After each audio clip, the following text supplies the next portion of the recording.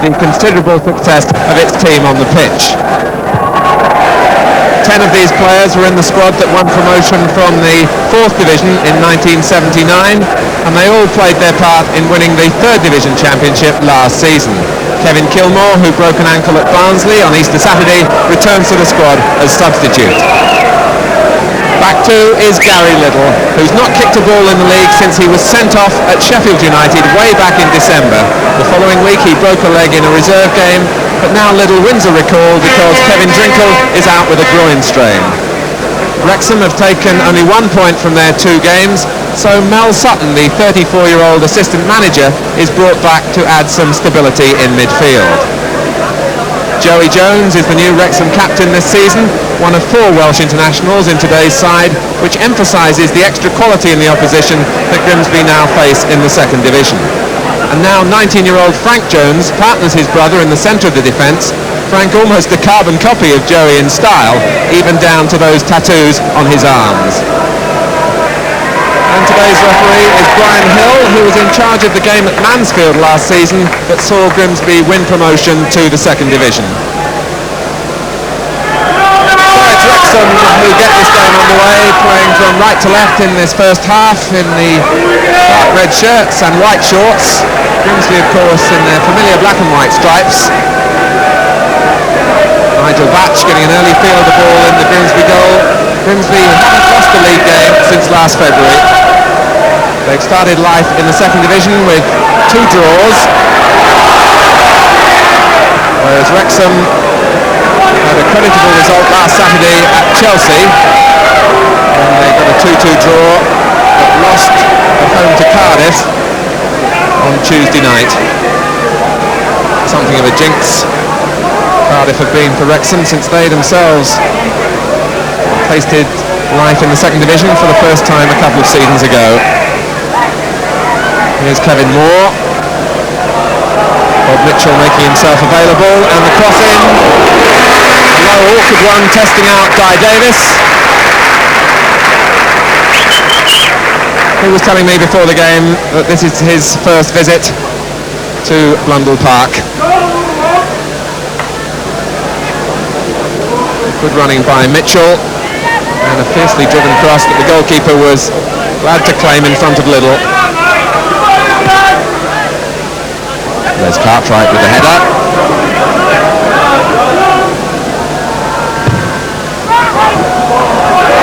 Beaten by Little. The final player was Hill, and then Dwyer, but it came for Tony Ford. Little again. Stone playing it in early. It's Bob Cumming putting the goalkeeper under pressure. And Guy Davis was thankful to grasp it at the end. But what a delightful early cross from Stone. The ball perhaps catching on the breeze a little bit as well.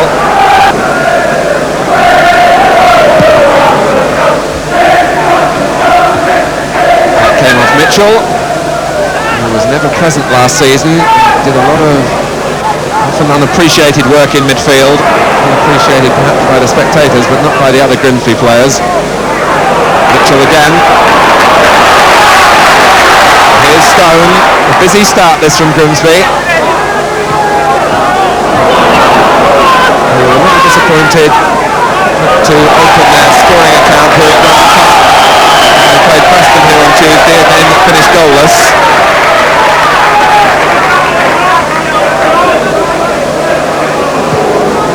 Slung forward by Crombie. Little's touch though going straight to Alan Hill. And here's Mick Vinter. Good goal scoring record in 2nd Division football, but this is the man with the real goal scoring statistics, Dixie McNeil. Well, it was arrowing towards that far corner until Batch was able to just get his fingertips to it and push it round. But Dixie McNeil being used just behind the front 2 for Wrexham, and liking to come from that deeper position to get in at goal. Booted away by Cumming. Dwyer's corner.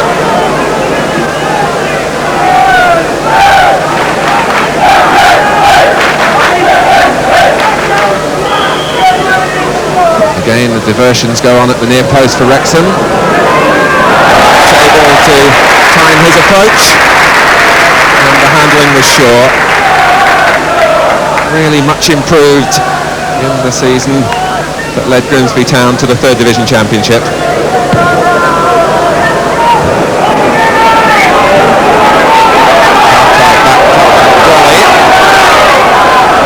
Will settle for the corner. And this will be interesting to see if Grimsby adopt the same sort of manoeuvring on the edge of the penalty area that we saw from them last season. Wigginton, Kevin Moran coming in there again. So it works for Grimsby Town. Tony Ford getting the final touch.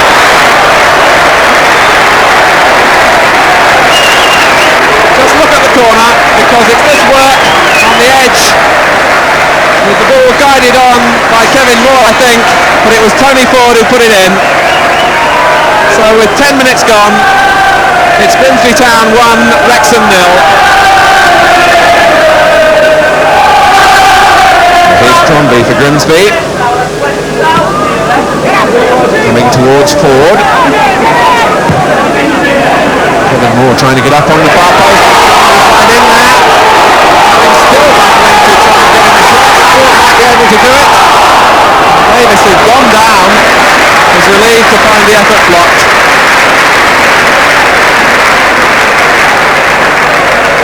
But Wrexham, for a second, caught all over the place. The problems caused by Kevin Moore arriving from a deep position. This is Little, who never got set really at all. Joey Jones tried to poke it out. And finally, after the miss kick there by Dwyer, it was Ford's shot who was blocked as Davis flung himself to the ground.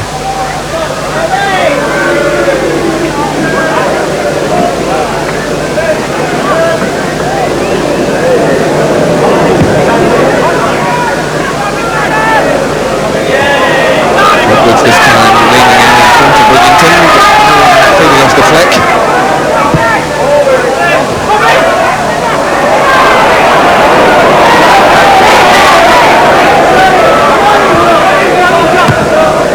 Stone getting a toe in front of Vinter. More room for Vinter now. Not striking the pass at all with enough velocity to send Edwards on his way, and Stone, who doubles as full-back for Grimsby with his work in the post office at nearby Immingham, where his wife is the postmistress.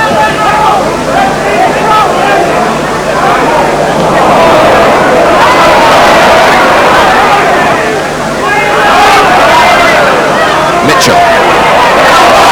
Nice jump to get away from Sutton. And it was a shooting opportunity born really out of Bob Mitchell's own industry.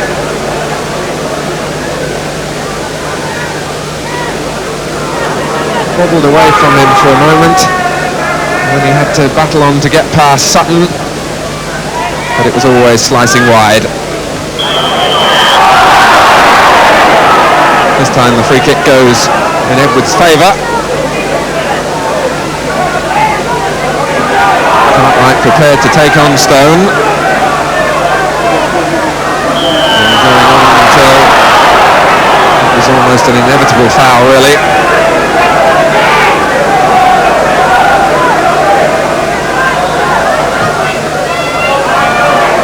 Batch with the most convincing move off his line. To play it back in again, but the whistle had gone. The referee presumably adjudging that Batch was impeded.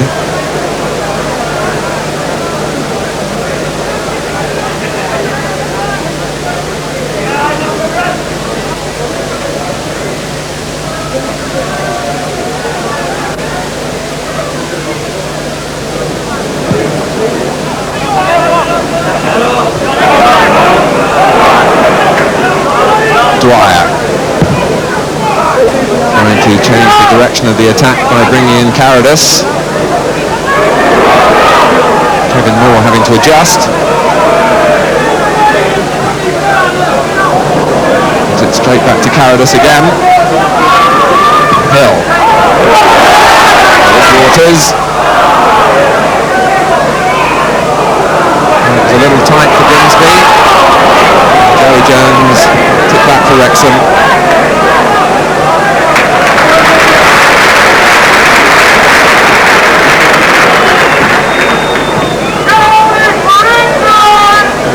A long kick from Batch. Jones under pressure. That would have brought the house down here. Really nearly in with a header. Just a long clearance but skidded off Frank Jones. Really trying to steer it past Davis. Not quite enough power. Sutton.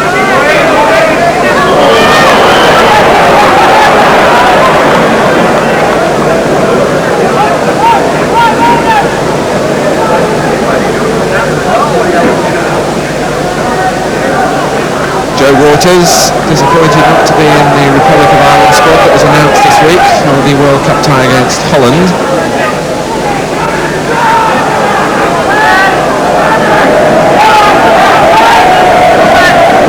Jackson working the free kick short. Played in low by Hill. Foul by Vinter.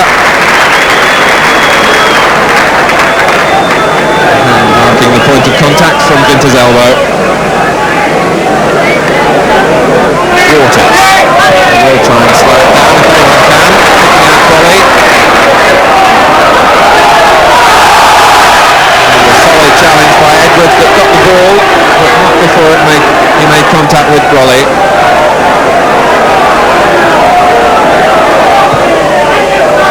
Waters. This time not allowed the time that he wanted. Kevin Moore getting back to take it away from Sutton. And the flag stays down this time with Gary Little. Ford. On the way at it. And his second effort flicked off Dwyer for another corner. So they're the men that Wrexham have to look out for. It's a really difficult ploy to counteract this breaking plan. It's entirely in the hands of those three players who goes where. Comes for Little to Wigington, caused the distractions, but this time there was some pushing going on.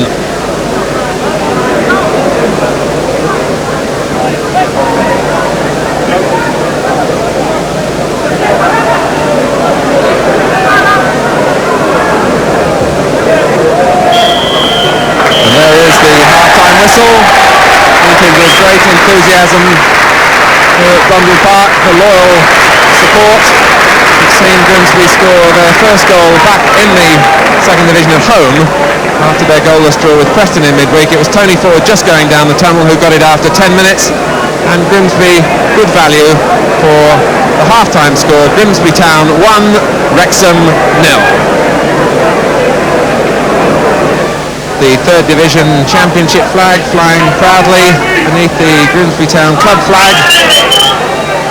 And so far so good for Grimsby Town in the second division,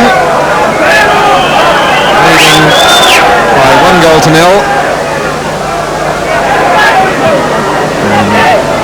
In the second half, Wrexham defending the goal to our left.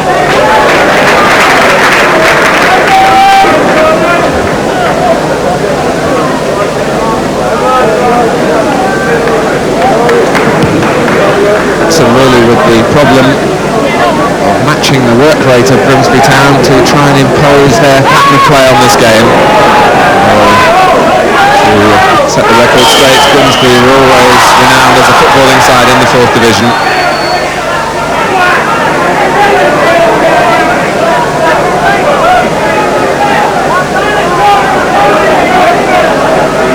So another free kick to Wrexham, 10 minutes gone in the second half.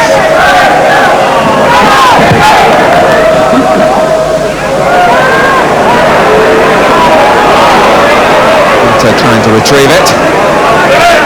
Frank Jones out from Wigington. Waters with a little delicate touch. Perhaps too delicate from Mitchell as it came back to him. Sutton, again Wigington stepping in. Pass poorly directed.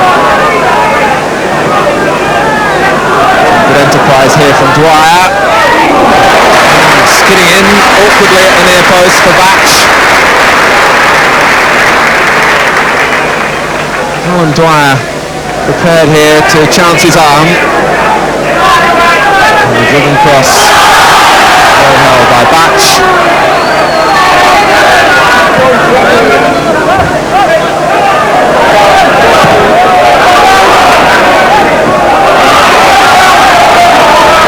Mitchell looked up, saw Stone and found him. Here's Jolly. Dwyer is the defender.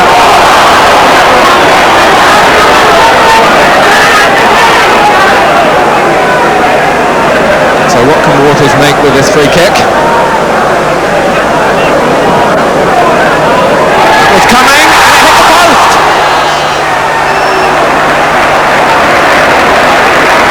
Well, a consoling pat from his teammates. Waters, and again Grimsby doing so well in the air. Bob Cumming out off the post.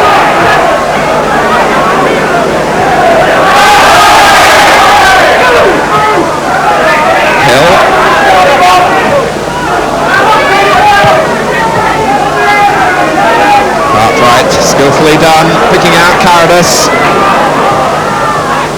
Put to safety by Wigginton. More incision from Wrexham. Carradus put away so well by that little bit of skill from Les Cartwright. Dwyer then with the in-swinging corner. McNeil, a free header on the far post, and Grimsby were led off lightly then. He opted to steer it back across the face of the goal.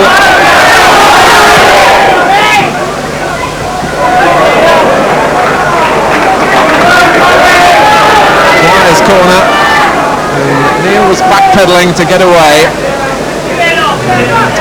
He judged it rather better than the defender, but Finter couldn't turn it in. And it was gratefully volleyed away by Crombie.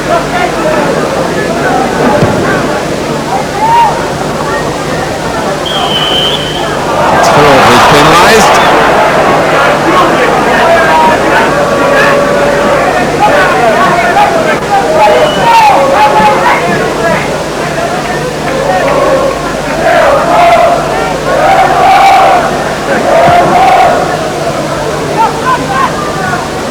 Stone getting there before McNeil. Quite enjoyed that. The show of skill from Dolly. Waters trying to feed off the pass. And hitting the ball just before he got the player. And it's a corner. But Grimsby showing the paces on the break after some shrewd work by Brolly, who is now placing the ball for the corner. And the three men who are the target from this kick. Good one for Davis.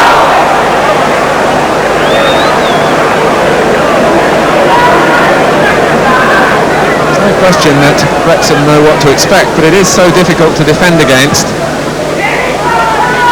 And Davis this time having problems. And it's Gary Liddell who goes off. Decision not greeted with total support by the crowd, and Kevin Kilmore comes on to pick up his successful league career that was hampered by that broken ankle at Barnsley on Easter Saturday. Not getting that time of possession that he would like, but Kilmore will take it up and take on Frank Jones. Ford is waiting in the middle, so too is Dwyer.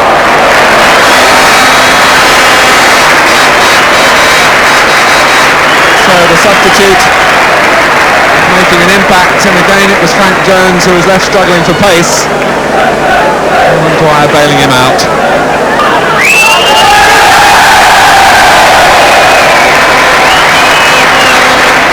So a pensive George Kerr at the final whistle, I'm sure sharing the relief of the Grimsby supporters.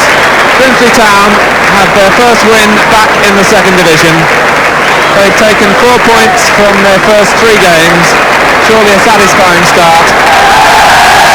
And the players taking their bow at the the end, but a nail-biter for them. Wrexham showing so much more enterprise in the second half, but never making the most of it. The goal from Tony Ford after 10 minutes, then the decider. A final score, Grimsby Town 1. Ball from the hands with the left. Now, how does that come about? I'm unusual. No, I just feel comfortable in doing that. I can kick with both feet. Just feel comfortable doing it that way. Has it always been like that for you? As far as I know, yeah. I've always kicked like that. I suppose it's a help when the ball's in your hand that if someone tries to block you on a weaker foot, as that often forwards do. Yeah, you get the chance of using your other foot as well. How do you feel about Grimsby Town's chances in the second division? Well, these last 3 matches what we've had, we've played up to the standard we can do, but I think we'll cope with the second division teams. And it's 18 league games unbeaten now. That's a staggering record these days. What's the secret of it? Well, I think it's where all the players staying together and, they know what each player does and stick together. What's the feeling in the club about playing in the second division, bearing in mind that really less than 2 years ago you were all fourth division players? Oh, it's a new experience for us, we're all young lads. We've come up together and it's just a new experience. We'll be looking to improve all the time. It's about our education. Well, one thing that's worked well for you in all the divisions is this set piece at corners, and it brought the only goal of the game, and we can have a look at it now. What exactly is the role? There's 3 players seem to break from the edge of the penalty area. Yep. Ricky Bowley, Gary Little starts off the move. Ricky Bowley knocks in a good ball, and the 3 people on the edge break. One for near, one for middle, one for far. I just got up in the middle, didn't quite connect with it properly, and Tony Ford, who's on the far post, dives in bravely and flicks it in. Good header. Your match commentator is Martin Tyler. Today is an anniversary for Tony Ford, 5 years to the day since his first appearance in league football as a 16-year-old. His winning goal against Wrexham, the last time our cameras were here, remains the only goal scored by Grimsby at home in the second division this season. To that end, there's a recall today for Kevin Kilmore, Grimsby's most accomplished finisher, and George Kerr perseveres with a reshuffle back 4. Mike Churchman and Phil Crosby are the 2 fullbacks, and Kevin Moore plays alongside centre-half Clive Wigginton. Clive Whitehead is back today in his most natural position, giving width to Bristol City's midfield, this after playing as a central defender at Queen's Park Rangers last Saturday. That was just one of a number of desperate moves to halt the slide that has dropped City to the bottom of the second division, and the first task of Bobby Houghton has been to restore several of this side back to their most effective roles. Remarkably, 9 of these players helped City into the first division 5 years ago, and it was largely his unwillingness to introduce new faces that cost Alan Dix his job last month. So Bobby Houghton, who has experience managing in a European Cup final with Malmo, now faces the first Football League game of his career. Today's referee, Neil Midgley from Salford. So it's Bristol City getting us underway, still looking for their first win in the league this season. This their 9th game. And really the players themselves as baffled as anyone as to why the side has begun so poorly after being relegated from the first division last season.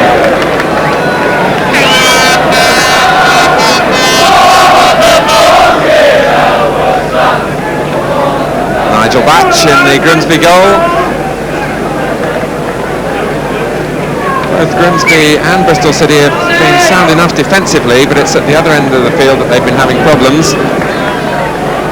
These 2 sides, in fact, have only scored 7 goals between them in 16 league games. Batch having to come out of his area. Slightly misjudged, perhaps in the wind. It's swirling around a little bit out there, although it's a pleasant sunny afternoon. Judge header was from Alan Hay.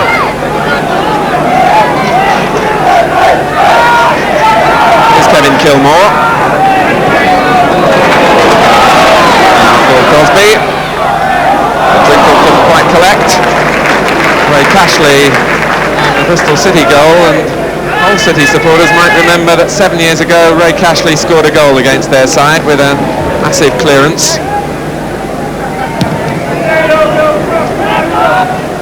Kevin Moore and Kevin Mabbott, and it's Mabbott who gets it for Bristol City. Ritchie trying to turn and might get something here. Here's Whitehead looking to place it. Whitehead, who's certainly not a prolific scorer, It is a player blessed with a delicate touch, and he was trying to use it in a scoring situation then, which he was allowed to go perhaps further than Grimsby would have hoped. And then cutting infield, a little placed effort from Whitehead, well held by Batch. Pushing though this time by Ritchie on Wigginton.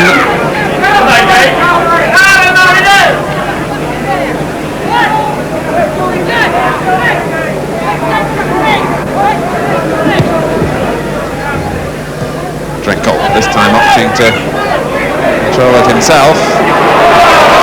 Backing off. Another measure there of the improvement that Kevin Drinkle is showing as he matures. He's 20 years old and he is Grimsby Town's hottest property at the moment, I think it would be fair to say. Accepting the responsibility himself, bringing a fine save out of Cashley. On for Kilmore by Drinkle. Kilmore going down. And the shot from Drinkle that Cashley couldn't hold. Suddenly Grimsby Town springing back to life again. The final effort from Drinkle, who touched it through initially to Kilmore, who went down under Merrick's tackle. Merrick hooking away the ball only as far as Drinkle. Cashley needing two efforts to hang on to the shot. Hay leading the race with Ford.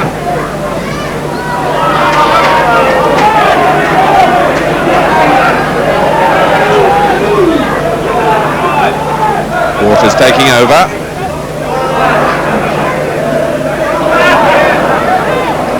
Here's Mitchell. Touch from Kilmore. Waters again opting to spread it wide. Coming as joined Drinkle in the middle. Comes to Kilmore! Now what a boost that would have been for Grimsby. An injury time at the end of this first half. They'd switched it from one side of the field to the other, and then Ford got a good angle for his cross. Kilmore beating the goalkeeper, but just beating the post.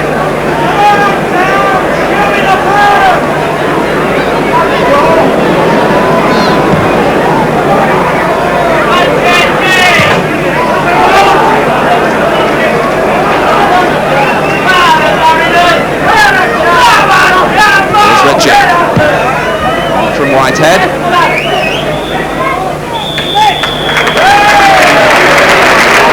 So these two sides who really have had problems in front of goal this season have failed to hit the target in the first half, but Bristol City have defended with great commitment for their new manager Bobby Houghton, with Jerry Sweeney, their most experienced defender, really a crucial figure for them, particularly in the first 20 minutes. But the man just going off behind him, Kevin Drinkle, a fine first half from him, which gives Grimsby Town hope for the second half. But at half-time at Brundle Park, it's Grimsby Town 0, Bristol City 0. As the Grimsby supporters in the crowd wait for the second half, perhaps wondering what's being said in the Grimsby Town dressing room, we can actually get the theme of that half-time talk from the Grimsby manager, George Kerr. Well, you know, I think that we've come through this badge patch as I've said to you, and once again I think you see just exactly what I mean. The difference between the success and failure in the game sometimes is half an inch, and it's this half inch, whether it's in the mind or the speed of reaction, that I think the players have got to overcome. I think they're trying ever so hard to get it, and I'm quite sure by the end of the game that they probably have got one or two goals. I think the only thing really we've got to fear from the Bristol side is the ball up to Ritchie, and when it comes off our centre backs, it's proven to be a bit of a threat for us at the moment. But you know, we've had a word about it, and I expect the centre backs to tighten up on them. So a fairly optimistic George Kerr at half-time. Here is Tom Ritchie.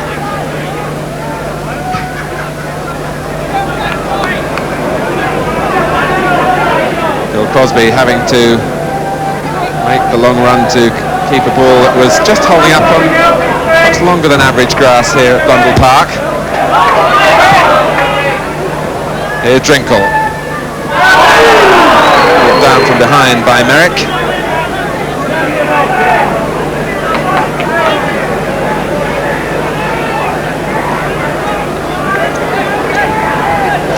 Town today, of course, up against so much First Division experience. Bristol City had 4 seasons up in the top flight. Forward by Tainton. Nicely laid off by Mabbott, who's continued his run. Gow's got forward alongside him. And Ritchie's in the box as well if Mabbott needs help. And perhaps he did.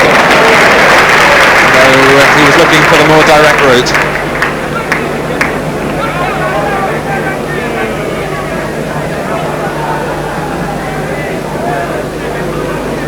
Pointing from Bobby Houghton, and next to him there on the Bristol City bench is Tony Collins, who this week has been linked with rejoining Leeds United, the club he served under Don Revie. But he was quick to tell me before the game that rumours that he'd resigned from Bristol City are untrue. There's Gow, Tainton, now Sweeney. Again, Bristol City playing themselves out of a tight corner.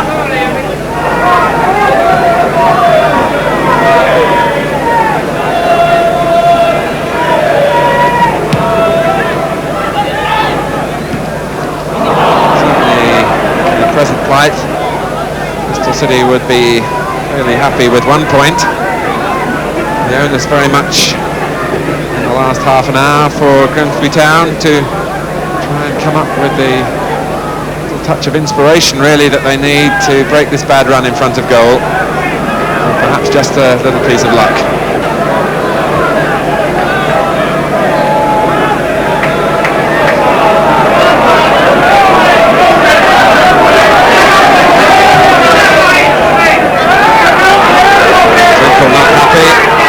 Service he was getting from the back.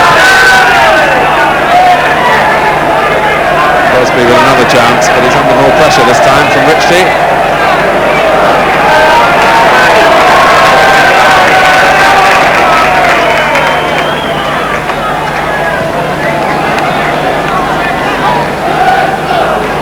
Now Waters.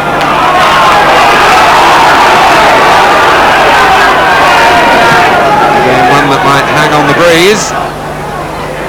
They've done a better job at the back, Bristol City, of keeping a watch on Kevin Drinkle so far in the second half. Ball slips Hay.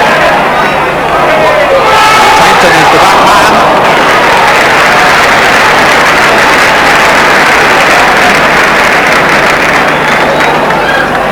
Perhaps Grimsby looking to change things with Mike Brolly warming up. Kevin Moore arriving again. He seemed to make more contact with Jeff Merrick, I think it is, than the ball. Bristol City might be advised when this attack breaks down to get the ball out of play as quickly as possible, because Jeff Merrick is down injured in their own penalty area and technically playing Grimsby onside. It's in from Fitzpatrick. Merrick is on his feet, but really hobbling badly. Forward. Bristol City struggling to reorganise. Forward. Watched now by Tainton and doing beautifully to get it over. Not quite getting the angle as he wanted. Well, this is interesting that George Kerr going to use Mike Brolly, who is a former Bristol City player, but the boos are because the player going off is Kevin Kilmore, who is such a favourite here. But it must be stressed that Kilmore is still really on his way back from having had a broken ankle last Easter.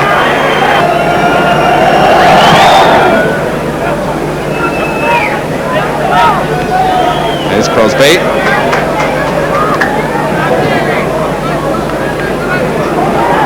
Churchman, with really only Drinkle as the target then. Now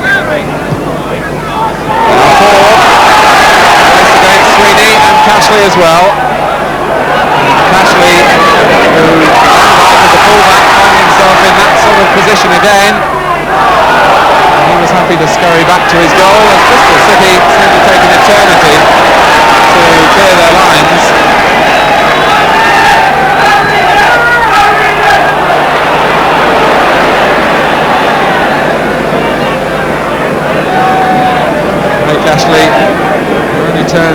goalkeeping as a regular profession when he was 17. Suddenly found himself in former pastures and nearly let down by his colleagues. Coming. Sweeney again.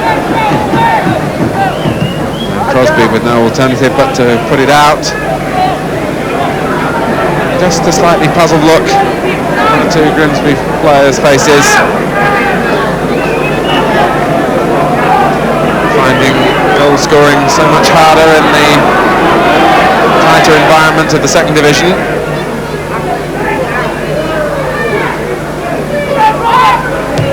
And from Tainton, here's Ritchie beaten to it by Wigginton, who wants to lead the charge forward himself. Now Waters.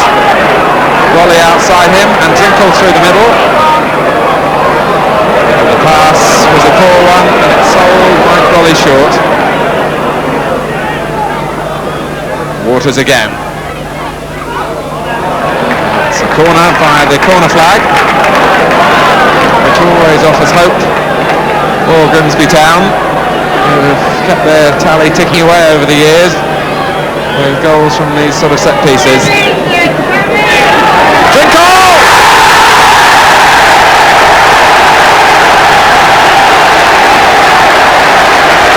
Well, it's a roar that's full of relief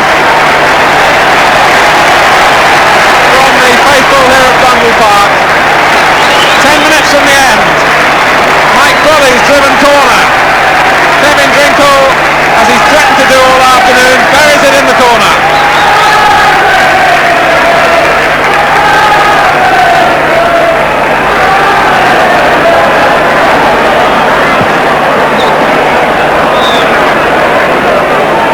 So Bristol City, who have, look at the expression on Bobby Houghton's face of disappointment. The side have defended well and played defensively with greater authority in the second half.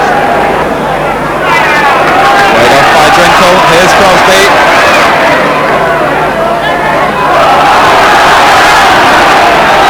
Sweeney and Ford, and it's another corner.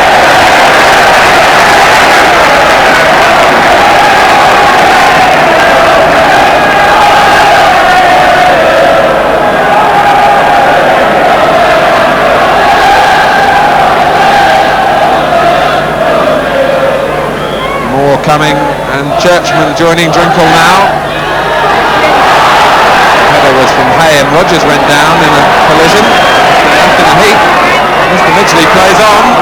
Grimsby really don't make the most of that situation. David Rogers clearly not knowing where he is.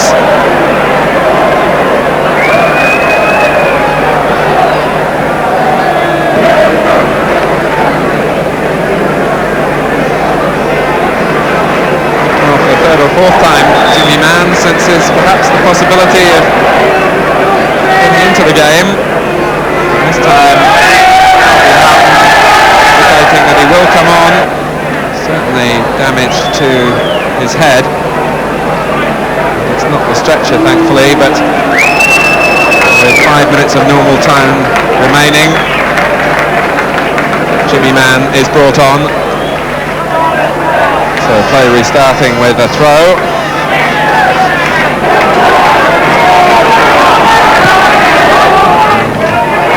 So Whitehead has dropped that. It's a cover for Rogers. And of course a midfield player. Grimsby now with the bit between their teeth. Jeff Merrick still hobbling.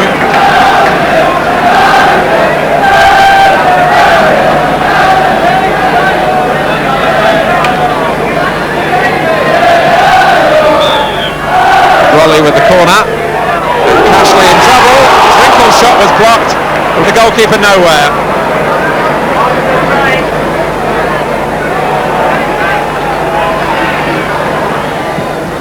Broke to Kevin Drinkle from Mike Raleigh's corner. And he was looking to notch a second. Cashley could only palm it down to him, and it was blocked, I think, by Tom Ritchie. Bobby Houghton just heard the news that it's a suspected broken jaw for Dave Rogers. Meanwhile, Bristol City have a free kick. Touched off for Mann. Tainton.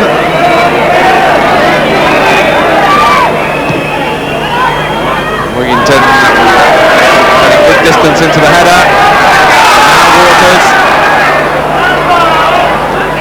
Run back well by Fitzpatrick. And Mabbott getting in behind Kevin Moore. Bristol City will come no closer. And that really was a cameo of their season so far. Kevin Mabbott, who's waited to the 88th minute before getting a clear side of goal, and he took it beautifully on the chest. Good finisher that he is. The way things are going for the club at the moment, it goes wide.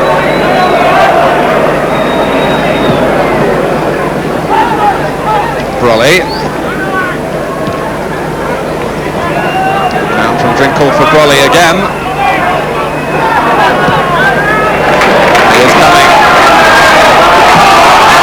With the strength to hold off Tainton. And all the power as well. And it was Brolly's header that was scrambled away. And Drinkle, who went down as though he was fouled.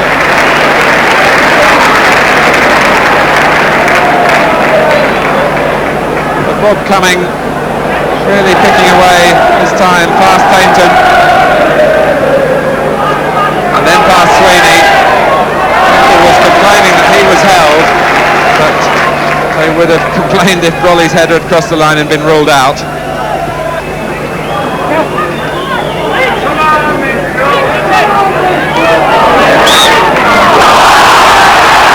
Pushing and shoving and a little flick of the foot by Kevin Drinkle that was unfair.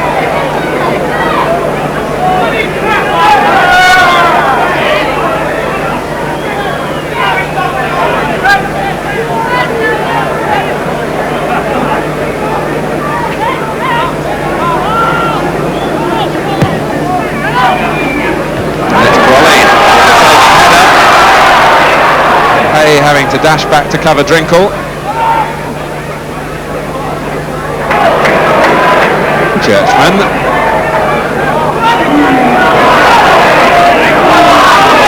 There's Mitchell. Crosby lending a hand. To attack Tainton. Score! Well, Bristol City now handicapped in the air at the back, without the presence of Dave Rogers, and Tony Ford nearly capitalising on it.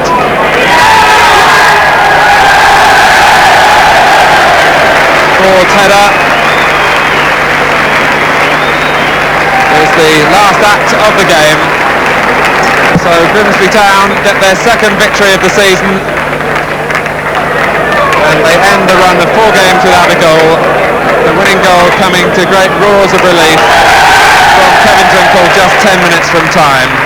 A losing start then for Bobby Houghton. Bristol City staying bottom of the table, still 9 games without a win. Final score then at Bundle Park.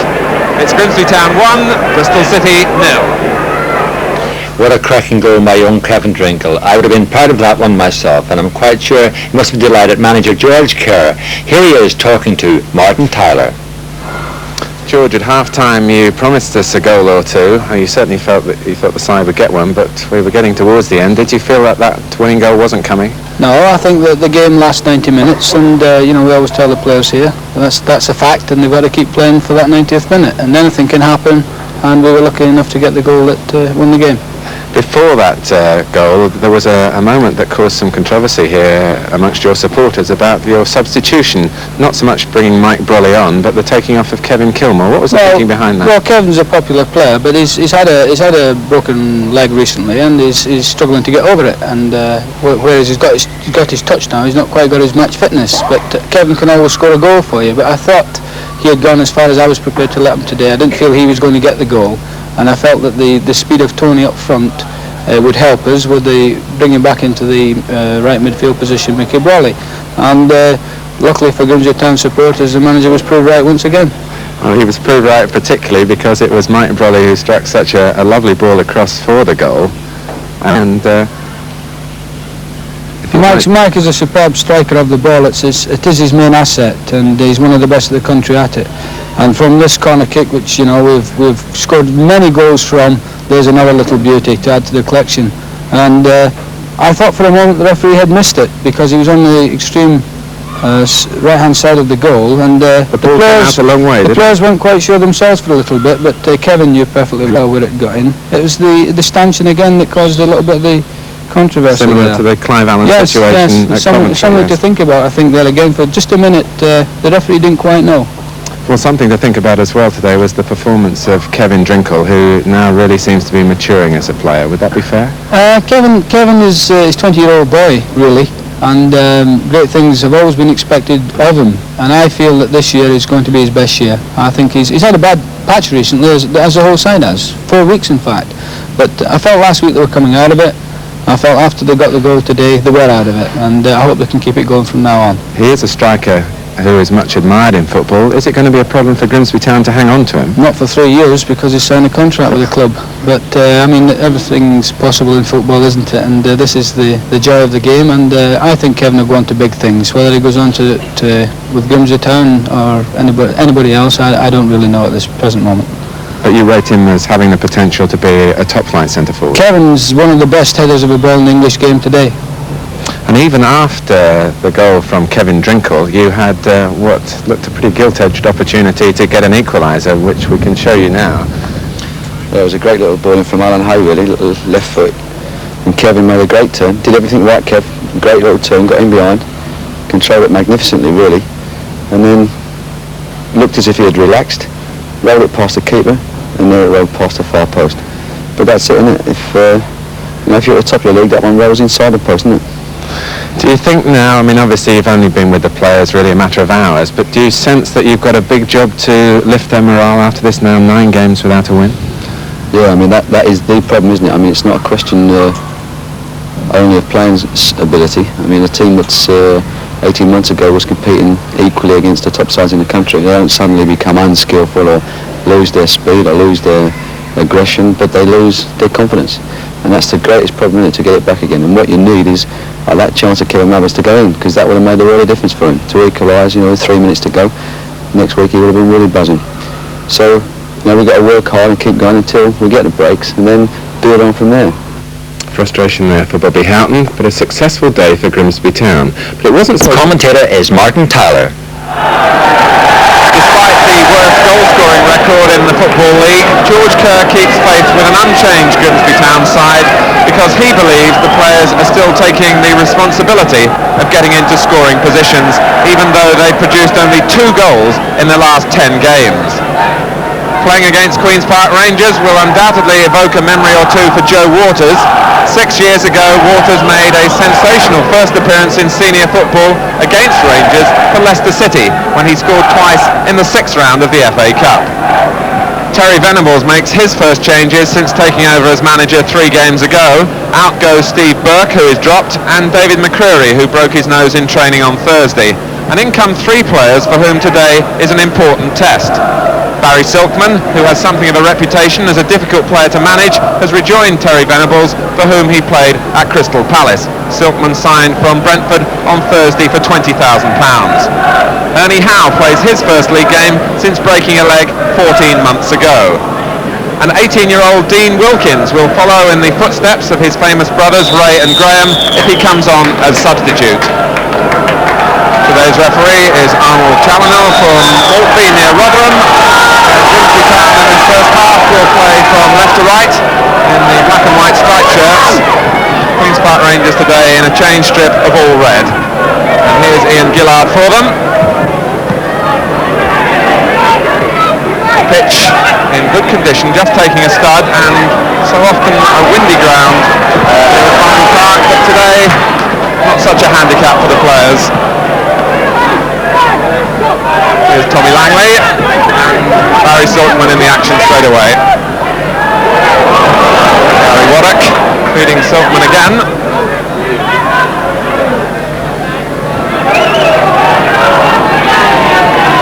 Nigel Batch continuing his ever-present run in the Grimsby goal, his 126th consecutive first-team game. Problems though for Grimsby Town have been at the other end of the field. Players themselves a little baffled as to why the goals have dried up.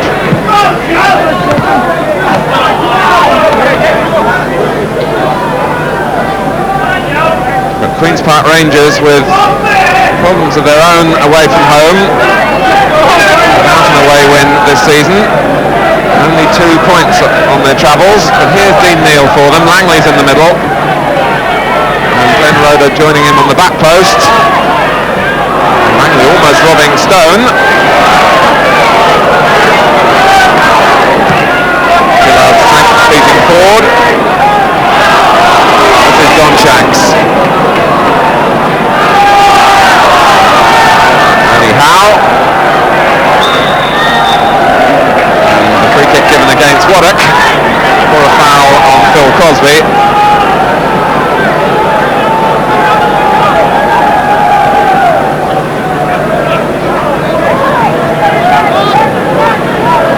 Kevin Moore, who's now playing in a central defensive position for Grimsby with the free kick. Touched on from Cumming, out from Steve Wicks. Played off by Drinkle. Crosby taking on Roeder. And the first corner of the game goes to Grimsby Town. Phil Crosby, who will be 18 years old next week.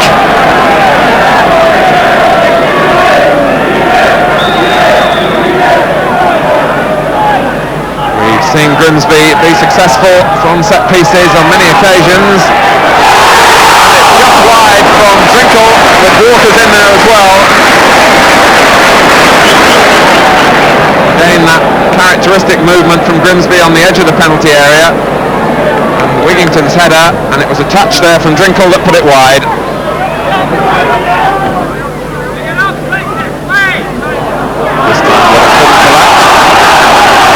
Waters ahead of him, and Drinkle, no real width. Waters now trying to provide that. Just skidding past after being deflected beyond the far post.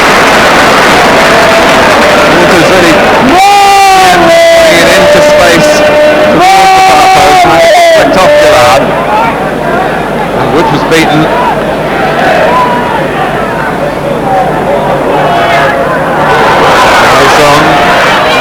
Between Langley and Moore.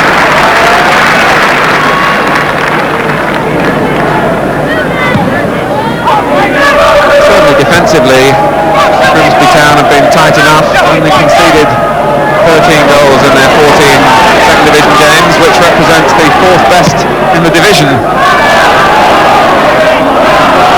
Drinkle. Woods well off his line, cut down the angle.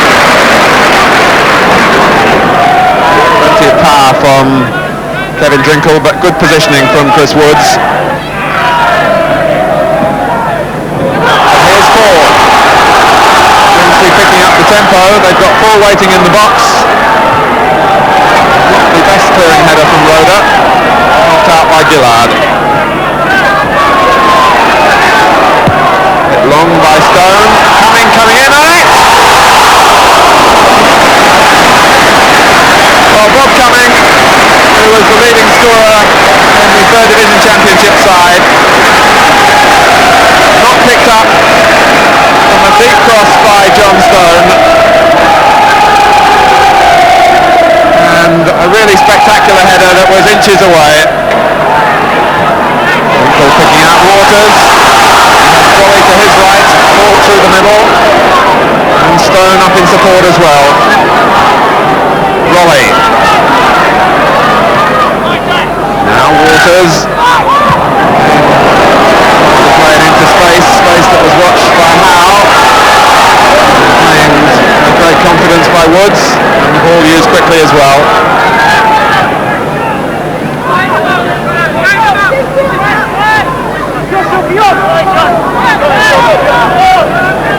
Here's Siltman. That's coming all the way for Neal. It was certainly not easy to take on the volley, but it was the clearest shooting chance that Rangers have made in this first half.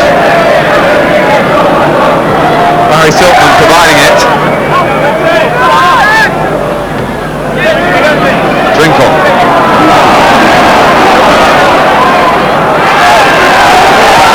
Blocked by Wicks.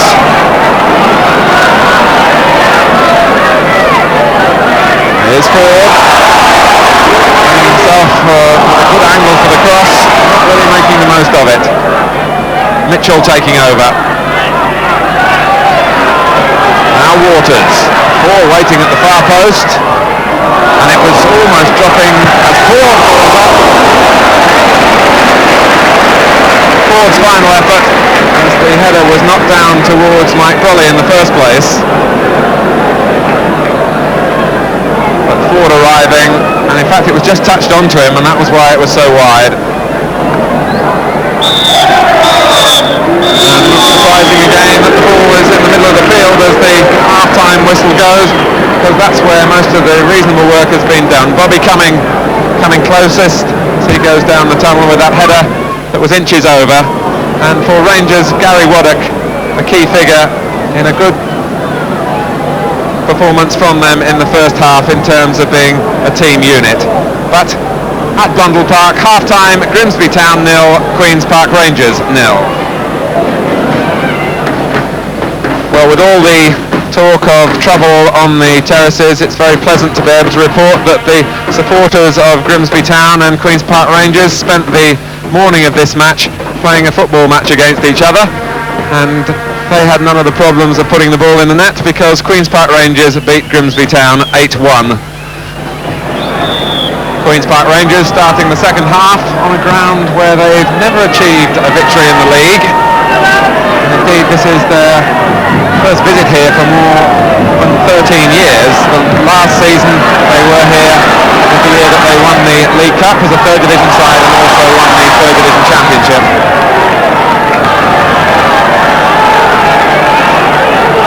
This, I suppose, at the bottom of the second division is the nearest they've been to third division football since that time.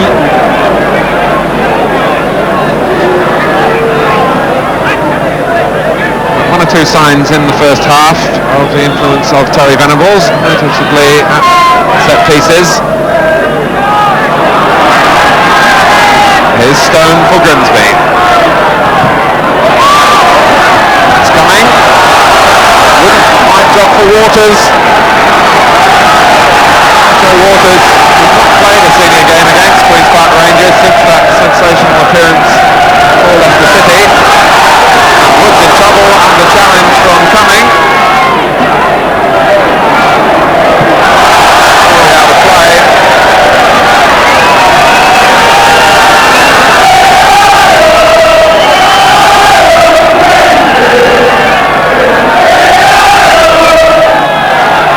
There's Ford.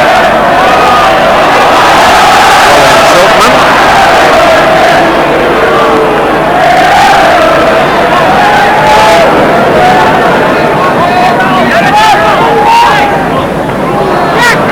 Touch off Mitchell, went straight to Langley. Andy King getting in here behind Wigginton and taking too long as Stone got back to make a vital challenge for Grimsby. John Stone. His record going into this game, just 6 goals in their 14 second division matches. Only 3 at home for their loyal supporters to cheer. But the 2 games that have been won, both 1-0 against Wrexham and Bristol City, have both come from winning goals from right-wing corners. Both taken in fact by this man, Mike Brolly.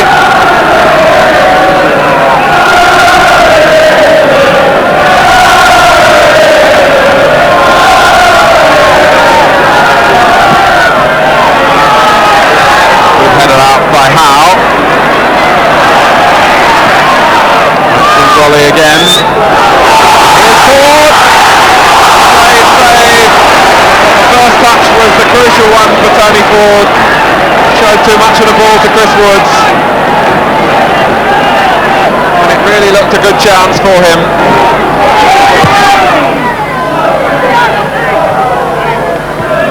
Good touch from Silkman. Here's Langley.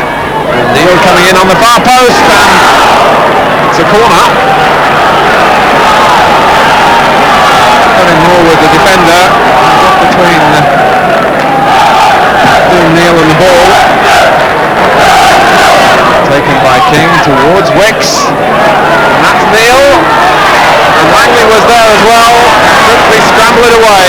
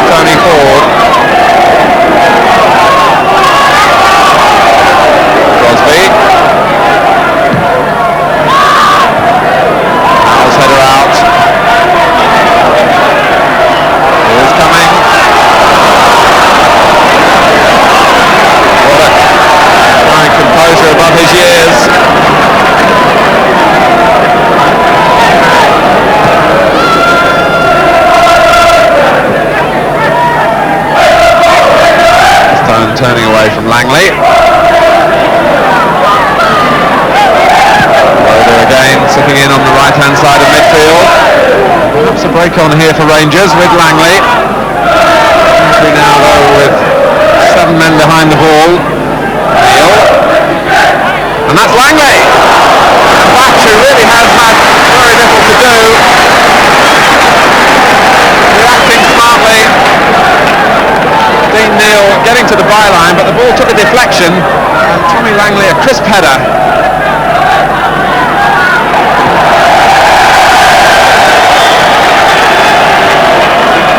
The cheers are for Kevin Kilmore, who's got up from the bench. Very popular with the Grimsby supporters. Striker himself, of course. Coming. That was on target until it struck Ernie Howe.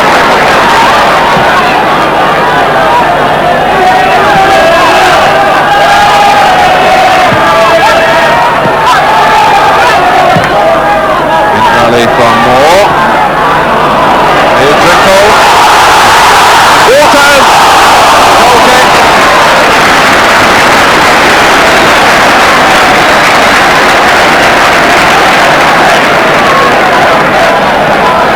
This time, more direction from Grimsby. Drinkle's touch off, almost getting Waters in. He reached it before he was tackled. Put it too high. Stone. Half-halting knee. Dangerous move from Rangers. Here's King. Silkman taking over. And King again. And the flag is up for offside. And although Langley puts it in, the whistle is gone. And certainly Tommy Langley heard that whistle because as the ball went into the net there was no reaction from him. Lovely touch from Silkman here. King keeping his composure in the penalty area. The offside flag was up as Mike Grolly is taken off.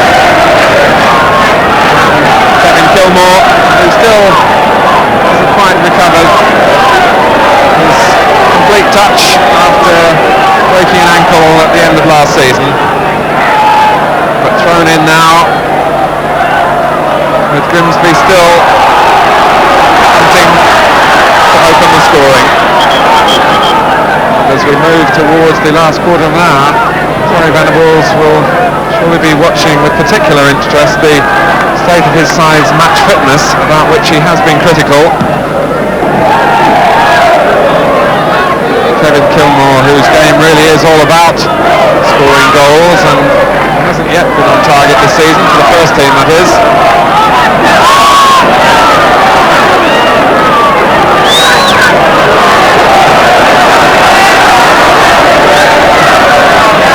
Crosby. Kilmore.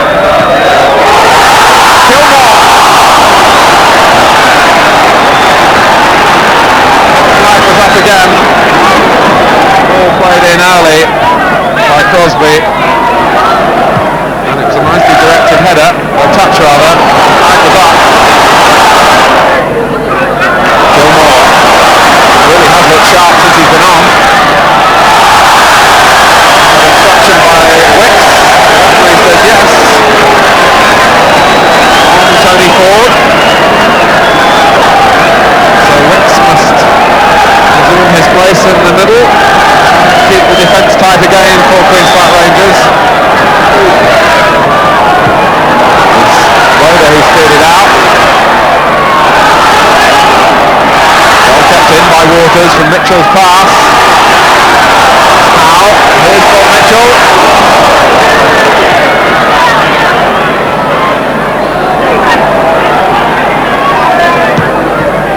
And Queen's Park Rangers are bailing Glenn Rhoda out of his distress by taking him off, and it means a league baptism for the youngest of the famous Wilkins family, 18-year-old Dean Wilkins, with just 2 minutes remaining, and what a facial resemblance to his elder brother Ray. Neil. Time really on Rangers' side. Silkman, now Shanks. And it needed good handling there from Nigel Batch. That really was a quality save. Any misjudgment at all from him, and won the match for Queen's Park Rangers. Shanks, who'd gone forward as Silkman touched it back to him. Beautiful handling.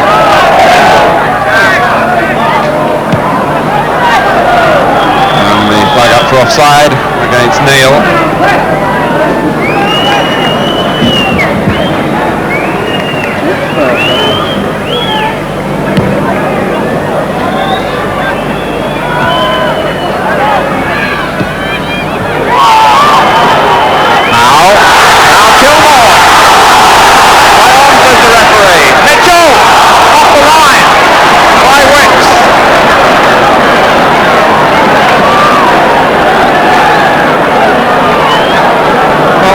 Thwarted again as Kilmore powered his way through. Mitchell drove it back and Steve Wicks hooked it away.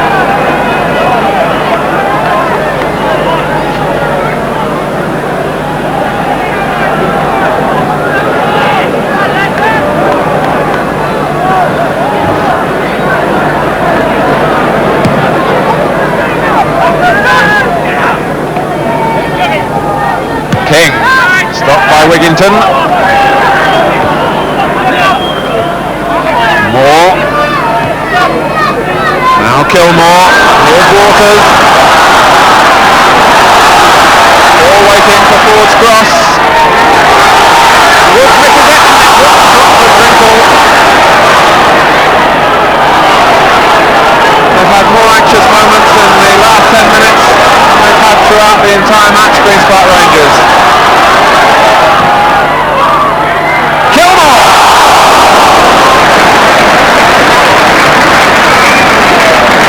Well, they must be wondering exactly what they have to do to get the ball in the net. The spell of pressure ending with Kevin Kilmore's fierce header that was too high.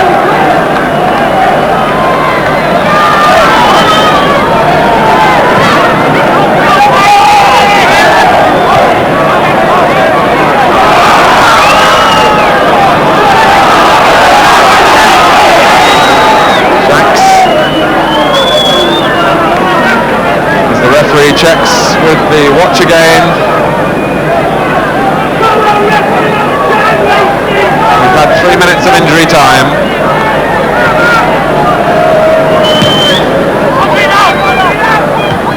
One from Neil.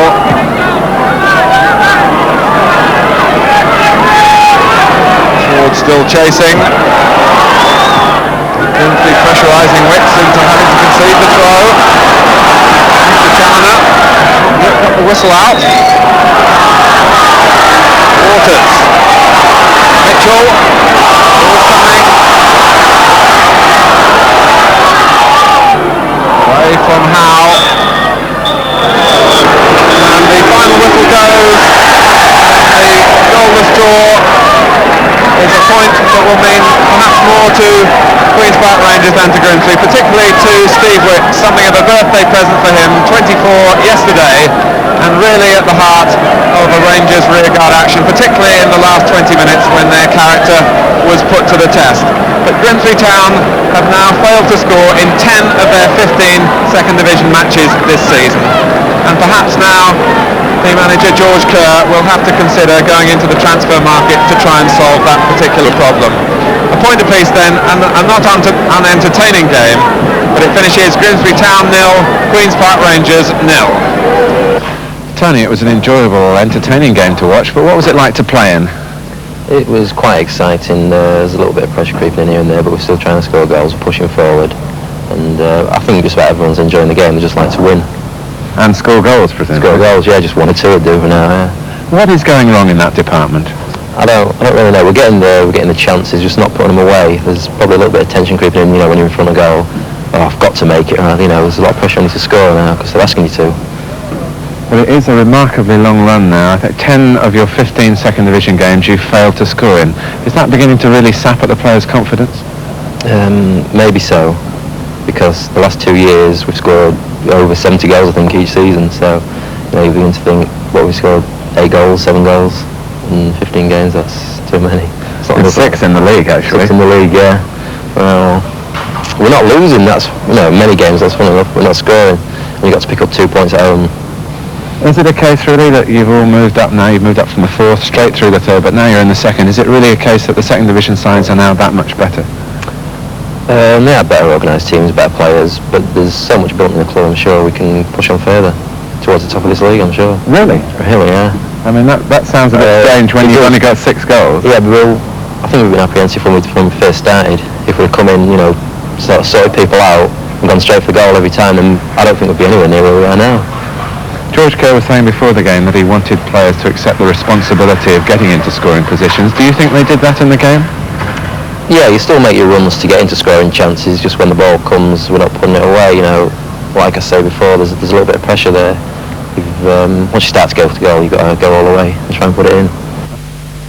In fact, that 1 point apiece lifts both Grimsby and Rangers up a place above Cardiff City, and they open a wider gap on the 2 Bristol clubs who are both beaten again today. Notts County stayed top after drawing at Wrexham, West Ham closing the gap to 2 points after winning at Bristol Rovers, while Blackburn and Swansea, they drew 0-0. Sheffield Wednesday stay in 6th place despite losing... Time when so many clubs are suffering from falling attendances, West Ham can actually boast that average gates are higher at Upton Park this season, and the loyalty of West Ham supporters is a reflection of the team's success. Today they welcome back Trevor Brooking, who scored the winning goal at Wembley in last season's FA Cup final. It's Brooking's first league game for 5 weeks. Fullback Ray Stewart is injured and he's replaced by Paul Brush. Paul Allen is back in the league squad for the first time this season as substitute. The visitors, Grimsby, have the worst scoring record in the whole of the Football League, and they face further problems today. Bob Cumming, last season's top scorer, is injured. His place goes to Gary Liddell.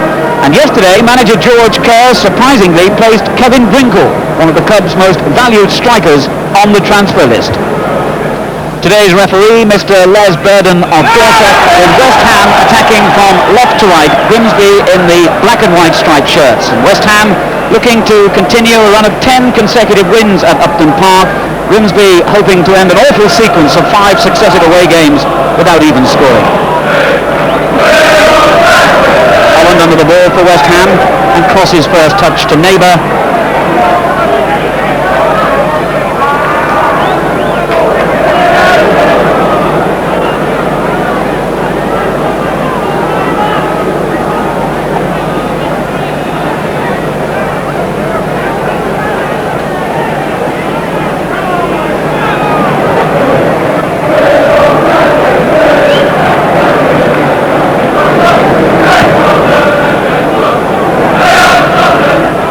Aimed for Kevin Kilmore on the far side.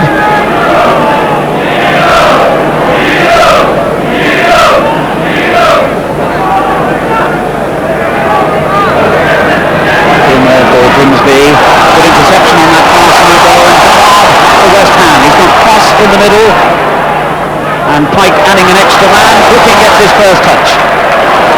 This is Bonds. The gap opening for Billy Bonds.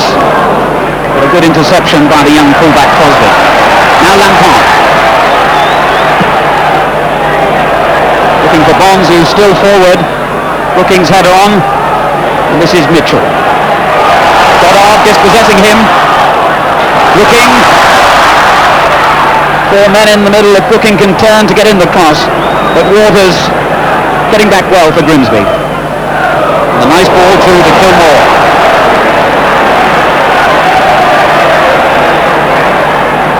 Liddell is there adding support, and so too is Drinkle, who was brought down in that challenge by Pike.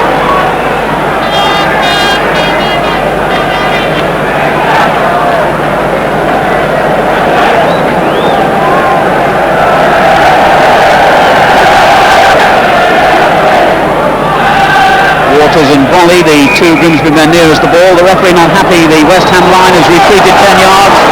And indeed, referee Burton producing his notebook very early in the game. Jeff Pike, presumably for not being 10 yards away when Grimsby were ready to take the free kick.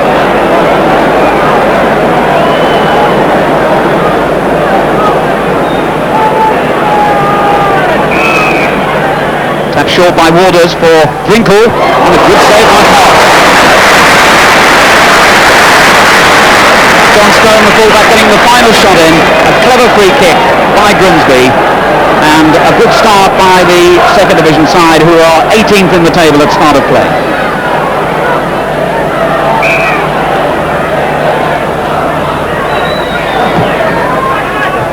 Well, Broly's corner really driven across hard and causing problems. The header by Kevin Kilmore on the near post was just wide. Brinkle to Mitchell. This is Kilmore, brought down, no. Play on, says the referee.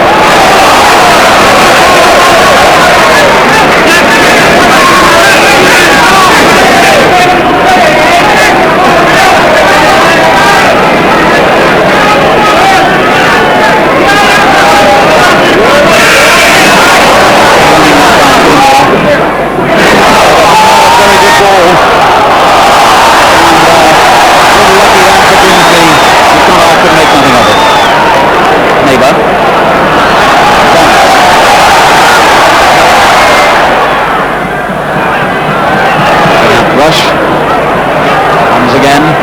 This is Pike. Good layoff by Goddard. Now Holland. Plenty of men forward here for West Ham. Driven straight against Mitchell. Screaming for handball. Oh, total confusion inside that Grimsby defence. This is Holland. Two men in the middle. Brolly was the man who got there first for Grimsby. Rush doing well.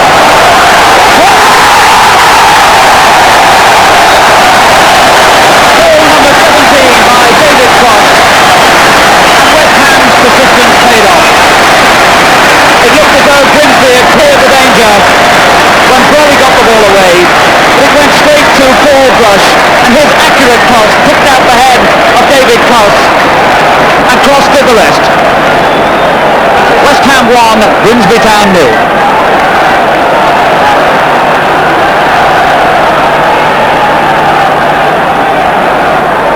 This is Crosby for Grimsby. And Grimsby now facing a familiar situation. They've had a very poor record away from home this season. Indeed, they've only got 2 league wins in their 15 matches so far, and they both came at home. And now a goal to 0 down against the side second in the table. Mitchell.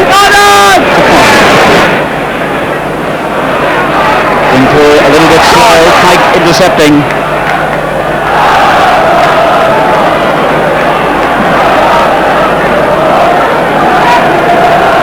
David Cross is now only 2 goals short of his total for the whole of last season.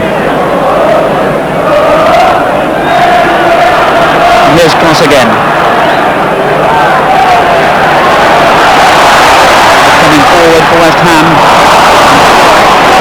Grimsby momentarily down to 10 men. Their captain Joe Waters has gone off for treatment on the far side. Joe Waters obviously had a crack over the eye and is receiving treatment. Molly continues with the free kick. Liddell's header. This is Kilmore. It looked for a moment as though it might sneak under Phil Park's body.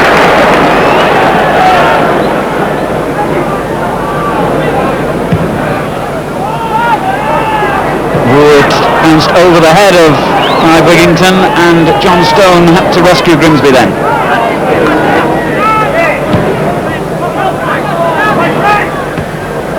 Firm header by Lampard, turned forward again by Moore. Away again by Moore. Mitchell. Brolly. Skill by Brolly. Stone has gone wide on the right and he finds him. Dropping for Drinkle. Liddell taking too much time. A put back here. And that was a fine effort by Kevin Drinkle, and Park carrying the ball over the line as he saved that shot by Kevin Drinkle. So that's a corner to Grimsby with a quarter of an hour to go to half time.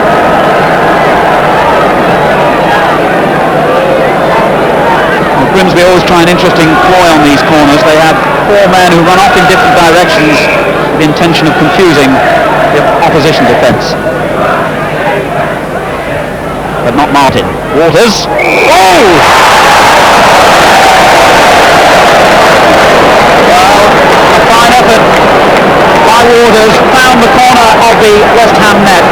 The referee, who was right up with play, immediately signalled offside against the Grimsby forward, and the goal will not stand.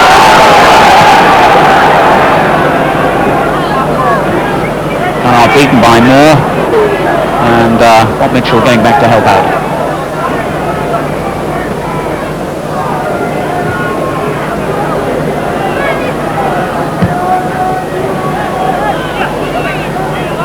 Mitchell up for Moore.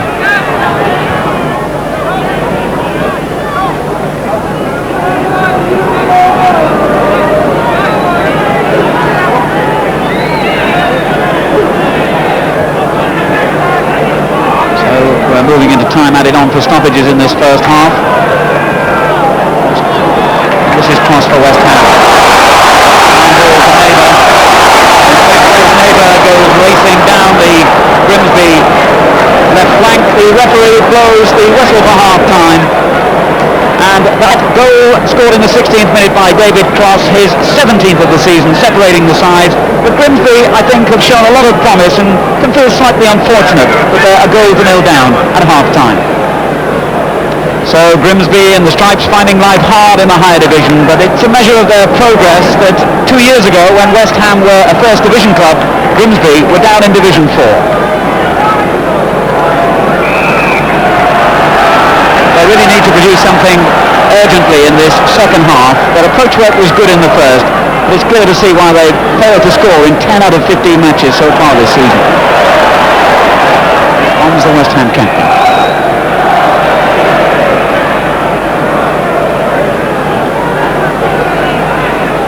Free kick given, and Lampard will take it.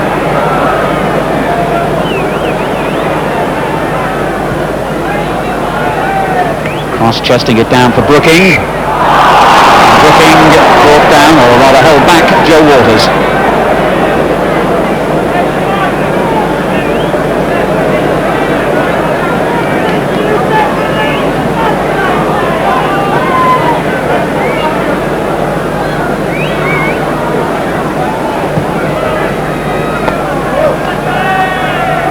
Header on then by Drinkle.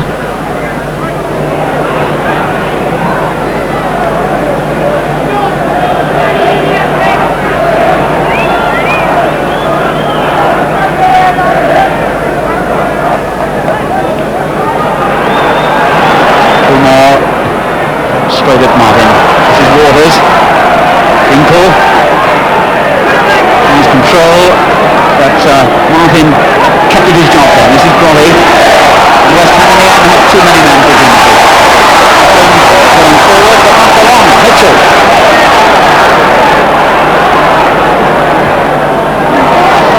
Dangerous ball by Moore, but it came out. Stone. Drinkle. Stone again. Bombs for West Ham. Neighbour. Cross. Must be reaching it first. This is Wigington. Drinkle.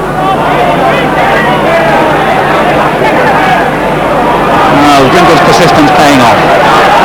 But Grimsby haven't really made any progress. Wigington. Ooh, that ball straight to Pike, now Brooking. Neighbour will continue the attack.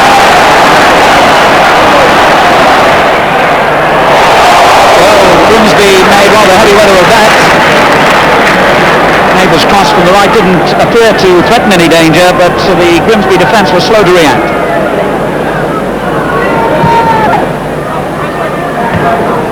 Rush is having a good game for West Ham today. This is Cross. Out in the centre, and finds him, lovely skill. The third time crossed by David Cross. Found Paul Bernard, and he showed beautiful close control, turning away from the defender, and the shot deflected for a corner. It's in fact West Ham's first corner of the game.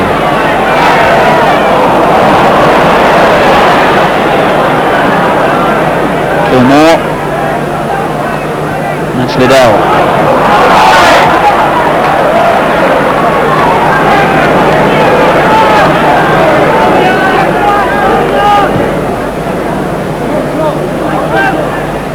Osby's header. West Ham seem to have extra men in midfield. Martin. Short looking.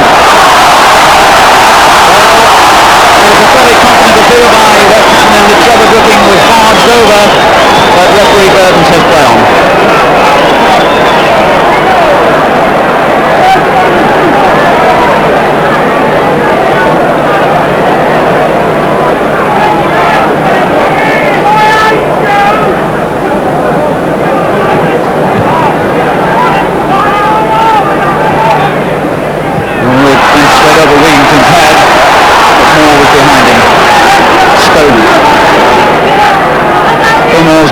Good run, but again, Ons has read the situation.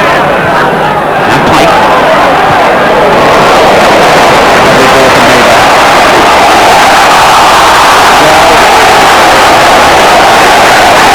Neighbour have done everything then, and Phil Crosby, beaten for speed once more, had to bring the former top from the Norwich winger down. This time, it will be shown the other side. Indeed he is.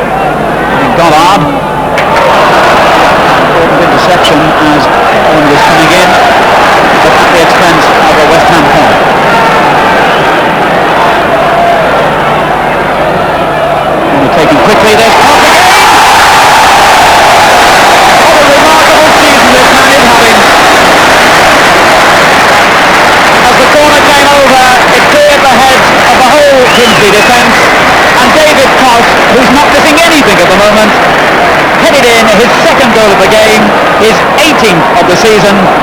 One more goal and Cross will have equalled his total for the whole of last season. Trevor Brooking with the corner, and he's enjoying his return to this West Ham side. And now it looks as though Grimsby are facing another away defeat.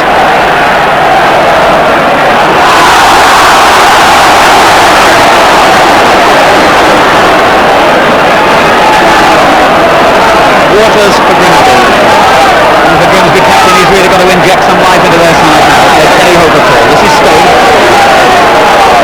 He's gone on his left side.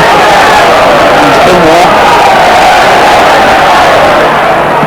But West Ham really putting together their best football at the moment.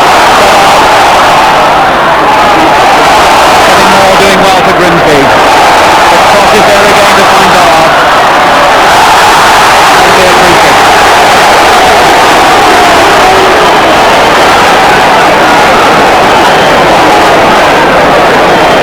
That'll be a free kick.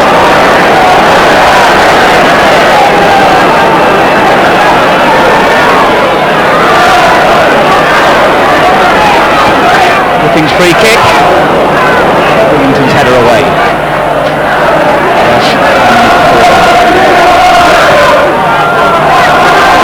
Stone. This is Waters. A bit tight for Stone. Brooking's there again. Probably denying him this time.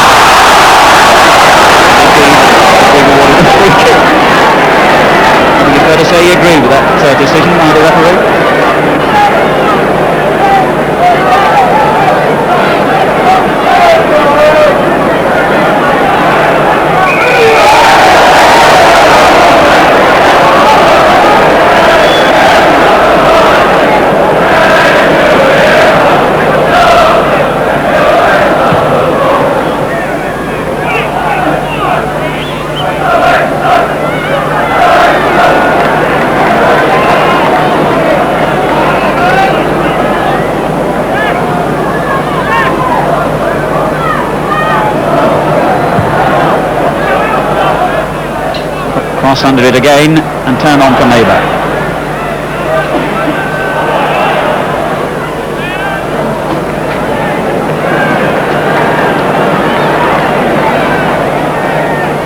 Brooking back to Holland. And now Brooking. And Holland was just offside when he received the ball. Meanwhile, Grimsby are about to make a substitution. The man who's going off, looks as though he's carrying a knock, is Gary Liddell, replacement for last season's top scorer Bob Cumming, and he'll be replaced by John Steeples, who comes on for his league debut. A winger, he's only 20 and came from non-league football in the close season.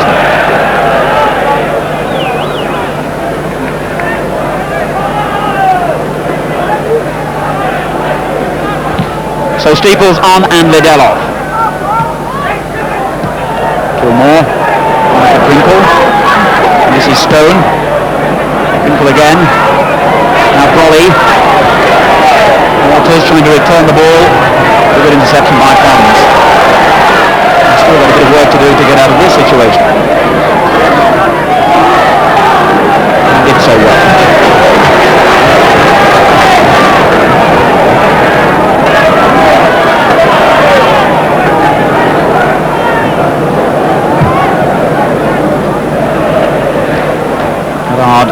Proving a handful for more, and the ball breaks for Brooking.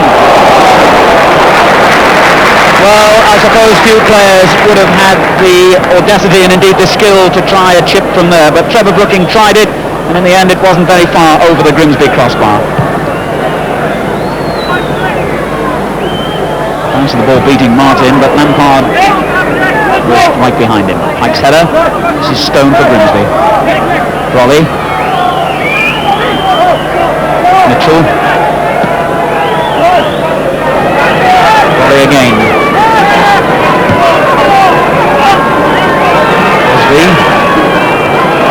Kingswood turning quickly and earning the free kick for that challenge by Alvin Martin.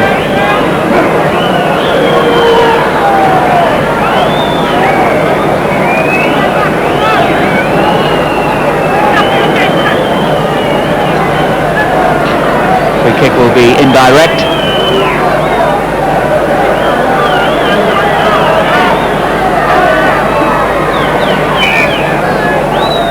Tap short for Brolly. Pop saves it, misses it. And Grimsby have pulled on back through Stone.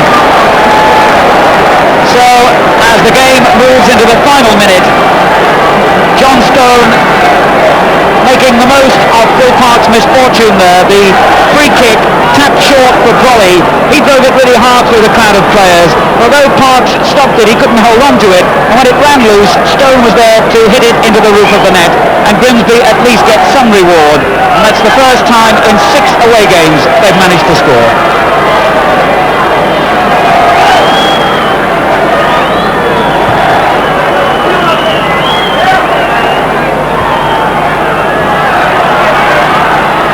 Steeples. Well, I wonder if Grimsby have a surprise up their sleeves here. Well into time added on for stoppages.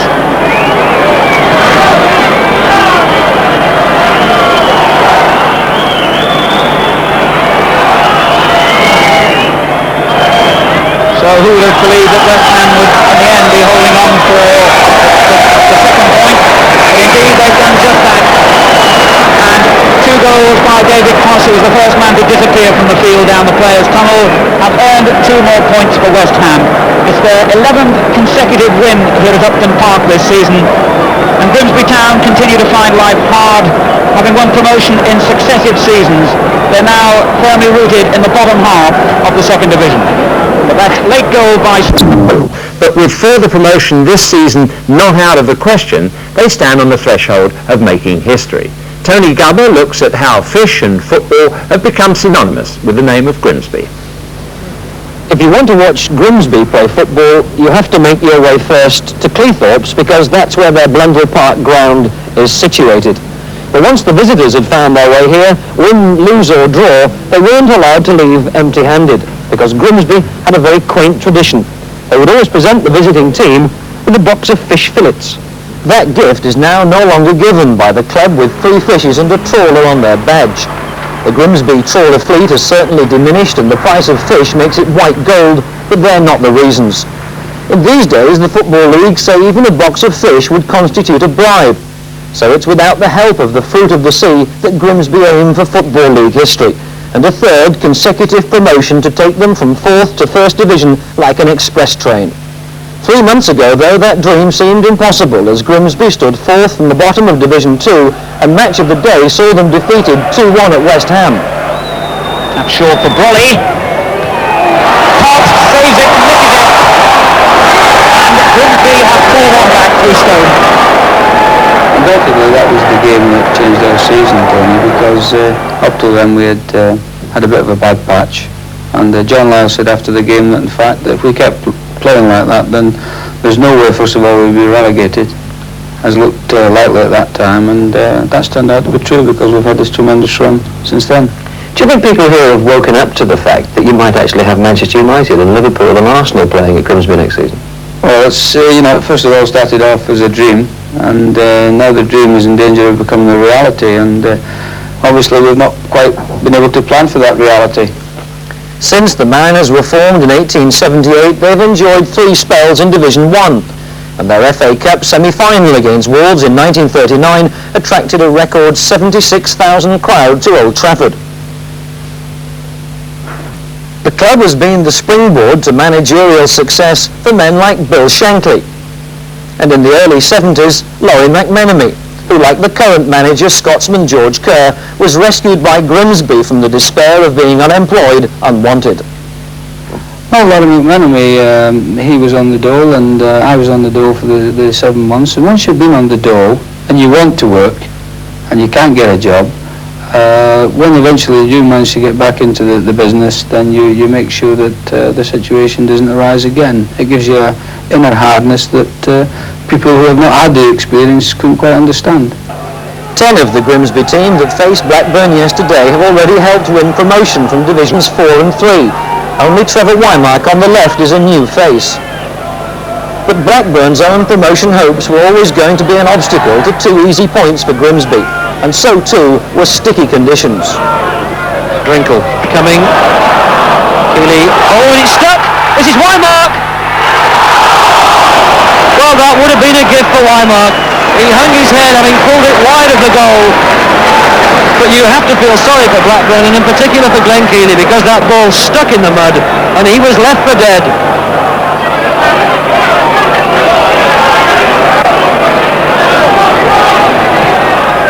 Rolly.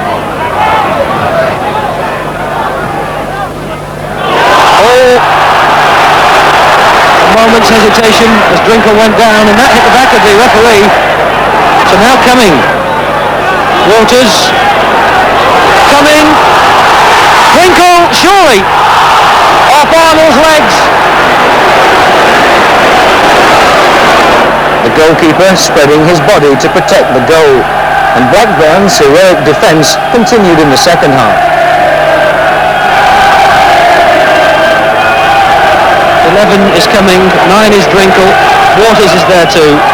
Drinkle, number 9, Wigginton, he must score! What a let-off for Blackburn. Number 5, the central defender, Clive Wigginton, carried the ball forward. He really had a free shot at goal, should have scored, and it hit a defender on the knee. That time, the knee of fullback Rathbone denying Grimsby a goal as Blackburn hung on for a point. The little knot of 4 Grimsby players gathered again, waiting to make their separate runs. The header was Drinkle's, it's got to go in! How did that stay out? Oh, Grimsby must be wondering how that ball is staying out of the back of the Blackburn net. An absolute posse of players in that penalty area, and once again a body in the way to prevent the Grimsby score. At the final whistle, a goalless draw, only the second home point that Grimsby have dropped in the last 8 home games. Blackburn player-manager Howard Kendall aware afterwards that not many teams take a home point from Grimsby. No, it's a very pleasing point. It's always a difficult place to come to. We gained 2 points here last season, so we got a good record here. And at the end of the season, is this the sort of point, do you think, that might make the difference between promotion and staying in the second division? Well, we've got 11 matches to go, and we started a run here last year, an unbeaten run, which carried us through to promotion. Naturally, we're hoping for the same thing this season. You're determined to get Grimsby into the first division? Well, I'm determined to take them as far as they possibly can go. If that's the first division, then that's where I want to take them. Despite the Football League ban, Grimsby were determined to present fish to someone. Well, as you know, Tony, this is a great fishing port. Not only do we have a great team, but we have a great community here, a fishing community. And on behalf of the fishermen of Grimsby, they've asked me to present this to you so that you can take it back for the match of the day, people, and we hope you've enjoyed your visit to the town. Well, we have indeed. Thank you very much indeed. That's a great surprise. We're very welcome indeed. I'm proud to accept that on behalf of Match of the Day. Actually, just looking at it, it reminds me a bit of... But it's more like... And I wonder how many of you can lip read. Well, that point of peace does no real harm to either team's promotion prospects, thanks to 3 up and 3 down coming into being in 1973. You'll see from that table that if it still was 2 up only, the season would almost be over for the clubs chasing West Ham and Notts County. But as it is, the 11 clubs down to Newcastle still have everything to play for, as have all the clubs underneath, incidentally, except for perhaps for poor old Bristol Rovers. Goal of the month to come after... Bournemouth conceding 5 goals last Saturday to West Ham, but his development has been at the heart of Grimsby Town's rise from the obscurity of the 4th Division. And today Batch plays his 150th consecutive game in the major competitions. The only change made by George Kerr is enforced. Bob Cumming hasn't recovered from the calf injury that reduced the side to the 10 men against whom West Ham scored 3 late goals. So John Steeples starts a league game for only the 2nd time, and the substitute is Tony Ford, who scored the last-minute goal that gave Grimsby a 2-1 win at Oldham in December. Roger Wilde got the Oldham goal that day. Wilde, a familiar figure for so long at Sheffield Wednesday, he left Hillsborough 13 months ago, and today he's fit again after missing 1 game with a groin strain. 4 of this lineup had First Division experience with Manchester City: Jed Keegan, Kenny Clements, Paul Butcher and Roger Palmer. Manager Jimmy Bell also has 1 injury problem, which sees 18-year-old Darren McDonough called into midfield in place of Paul Heaton. Referee Al Taylor from Leicester gets the game underway, and it's a match that typifies really the drama of the end of the season. Grimsby having to win to keep alive their promotion hopes, Oldham battling not to get beaten really to safeguard their future in the 2nd Division. Jimmy Frizzell, slightly masked by the linesman, the Oldham manager.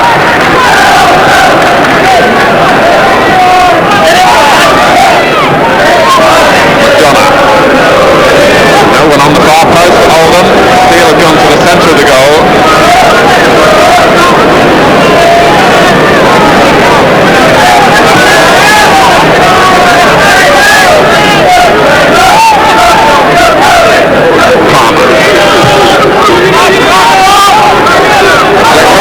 Palmer's in here. Great play by Batch. Michael Batch making an important save for Grimsby Town.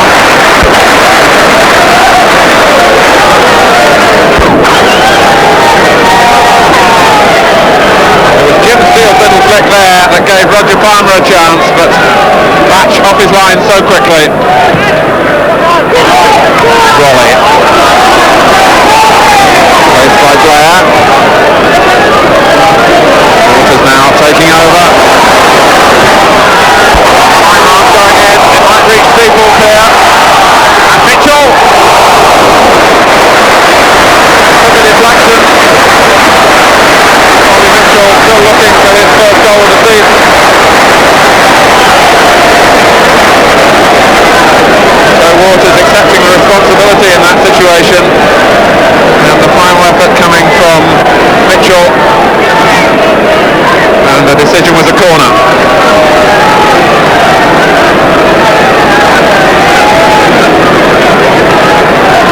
Again Grimsby have 2 on the edge, prepared to attack the ball. Waters likely to make a run towards the near post. Off he goes, and it nearly came for Weimar.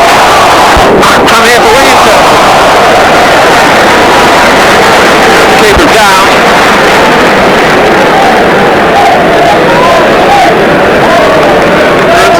completely buried their work from corners. Still they have three trying to attack the ball. It came off Drinkle all the way out for Wigginton, but the shot was always rising.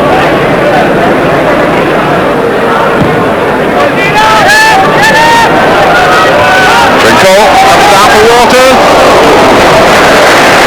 Under pressure as he hit the slot.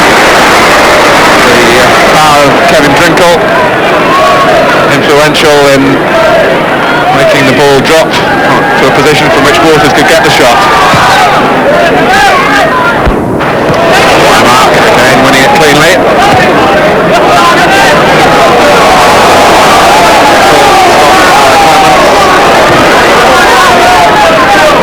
Palmer reacted quickly when the ball came back to him off Wigginton. Paul Keegan, a fine ball it was too. Donald arriving. Wigginton finally stepping in. Grimsby were battling to retrieve a situation that looked lost when Keegan went past the goalkeeper. But the pass is of quality from Roger Palmer. Here's Keegan getting past Batch, but when the ball was cut back, Clive Wigginton stepped in for Grimsby.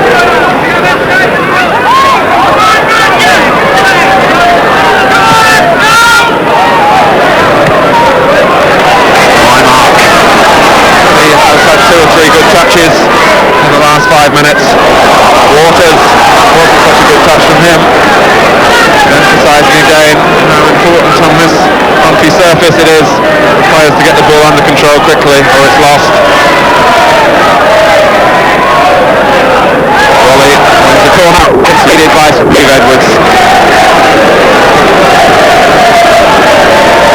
Steeples. The corner is played short. Wymark, Drinkle, Water.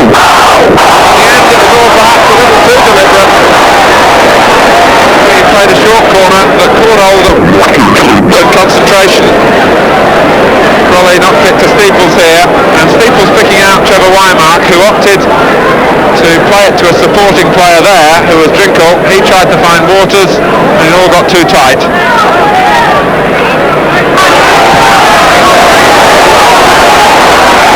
Raleigh, and the flag up for offside against Mitchell.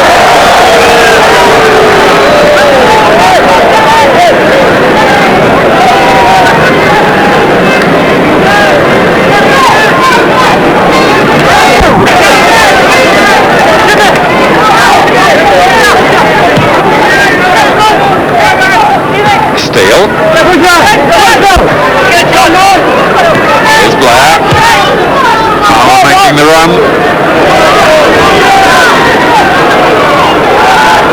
Keegan trying to play it in first time.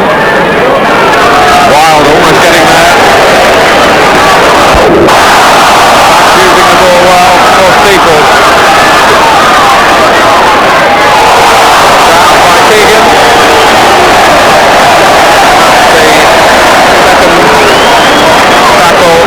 Jed Keegan that has caught the referee's attention, and the Oldham captain has his name recorded for bringing down John Steeples.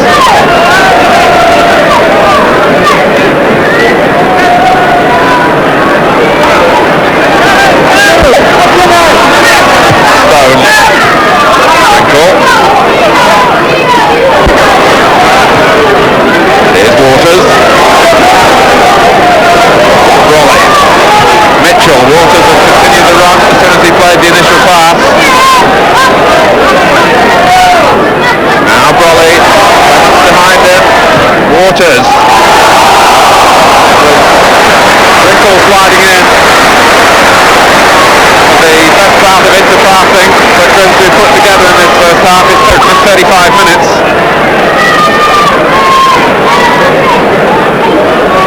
Brolly involved. Waters at the hub of it, and it was his little dink forward that almost reached Drinkle.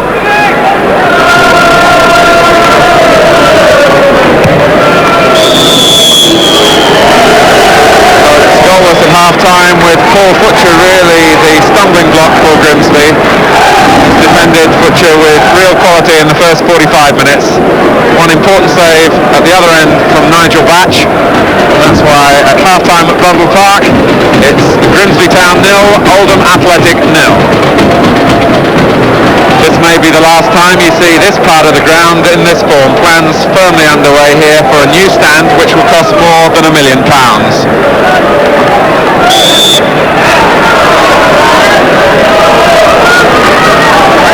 Oldham certainly with more to be pleased about in terms of the scoreline. We start the second half. It's been a frustrating game so far for Kevin Drinkle against particularly this man Paul Butcher.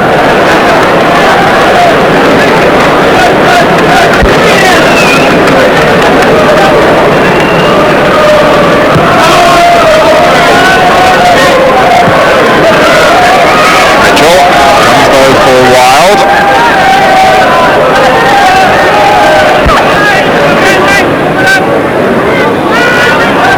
Put out by Stone. Wild again. It was an ambitious effort, but it wasn't too far away. To Wild, who's first with a good touch. He mastered an awkwardly bouncing ball. Manufactured a shot really out of nothing. Match scampering across his line just to make sure it was passing wide.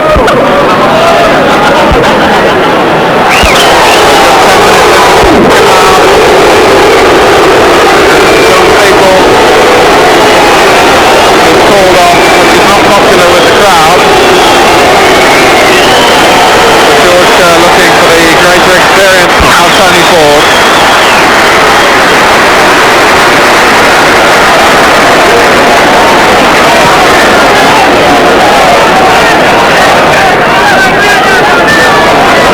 There's Waters. Still going on. Now Brolly. And hit by one wide. Hot shot at the end of a move which was all about the determination of Joe Waters. Certainly had one or two moments of fortune, but Grimsby have to take a chance or two now. Waters showing commendable optimism, picking a difficult route through. Brolly also involved, and then Weimart taking over but not hitting the target. Butcher's head. Mitchell. Weimart. Drinkle.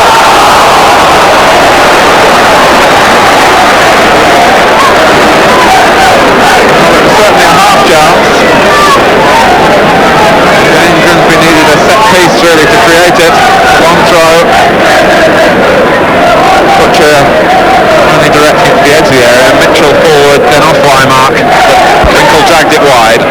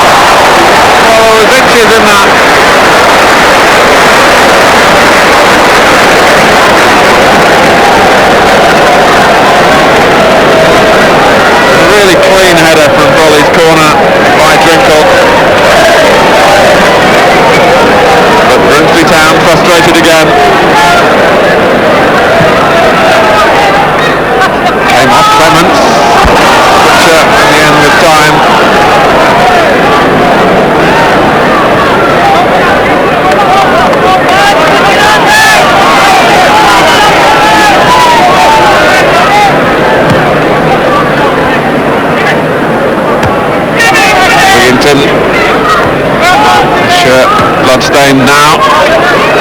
Jumping again.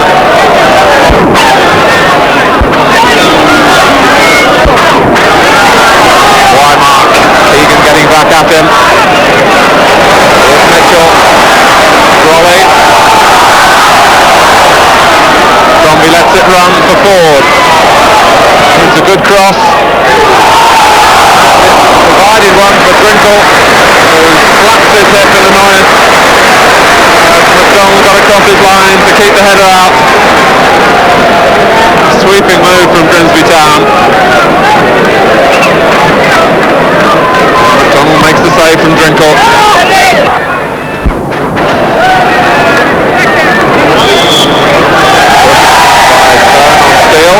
Takes the free kick himself. Here's Drinkle. Ford is in the middle. Drinkle taking on Clements. Grimsby get another corner. Drinkle prepared to attack Kenny Clements.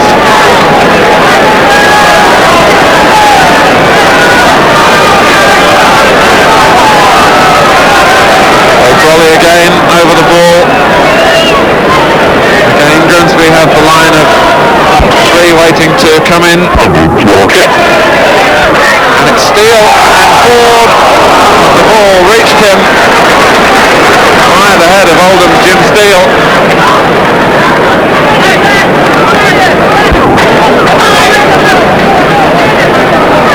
Steele, that defending, almost putting his side in serious trouble. He couldn't control his header there. Ford, fortunately for Steele, couldn't control his.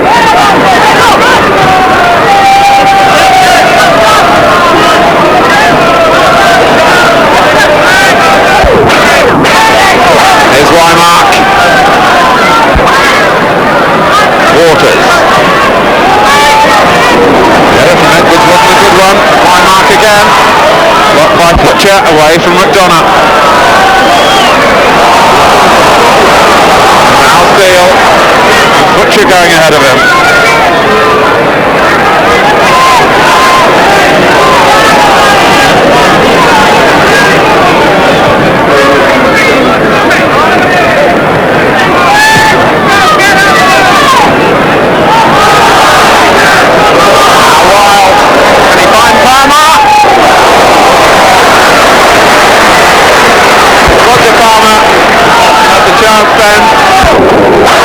Then to set up a victory that would save Oldham Stevens for sure.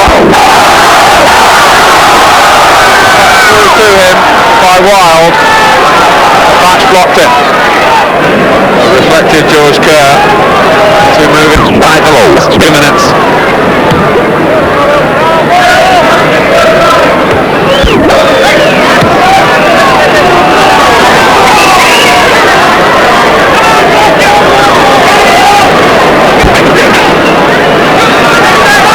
Chasing anywhere would have done for Blair.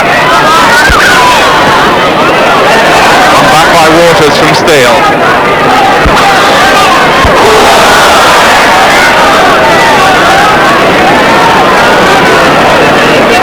Blair who gave away the free kick. With 30 seconds of normal time remaining. So much for Grimsby on making something from this free kick, taken by Stone. McDonald in trouble. Drinkle couldn't turn it back.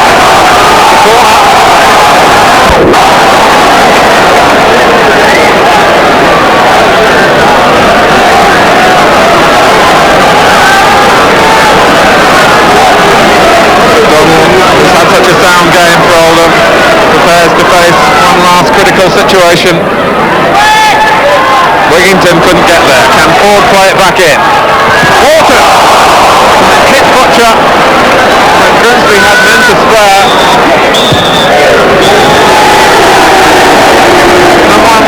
Up goes out for Joe Waters. No player has done more than the Grimsby captain to help pull the club up from the 4th Division roots. This was his 241st consecutive game, but it'll be remembered as the one in which his missed penalty cost Grimsby both points, and the loss of that point may well mean the end of their attempt to make football history. A point though for Oldham, edging them towards safety, and a final score: Grimsby Town 0, Oldham Athletic 0. Well, Grimsby weren't the only side in the league in the Group Cup, and they've won 5 and drawn the other, and they returned to Blundell Park after winning away games at Watford and Orient, so they're seeking a hat-trick of victories over London opposition with Queen's Park Rangers here today. There's one change in the Grimsby lineup. Bobby Cumming is fit again and plays for the first time this season, and Kevin Kilmore drops down to substitute. Grimsby's captain, Joe Waters, made his debut for Leicester City against Queen's Park Rangers in an FA Cup 6th round tie 7 years ago, and at that occasion he scored both goals in a match watched by millions on television. Queen's Park Rangers have had to make a late change. Bob Hazel has flu, so Ernie Howe gets his first game of the season at centre-back. Nice to see Tony Kerry, again the former Sheffield United and Leeds player, good form by all accounts so far this season. Referee this afternoon, George Courtney of Spennymoor, one of the most expensive legs in football last season. Clive Allen transferred for £1 million twice and returned the Queen's Park Rangers for £400,000 last season.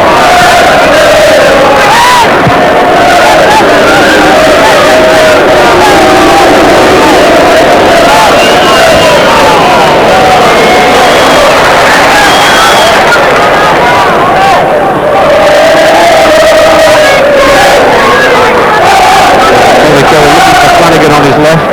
Francis is making the break on his right, but Terry going it alone for the moment.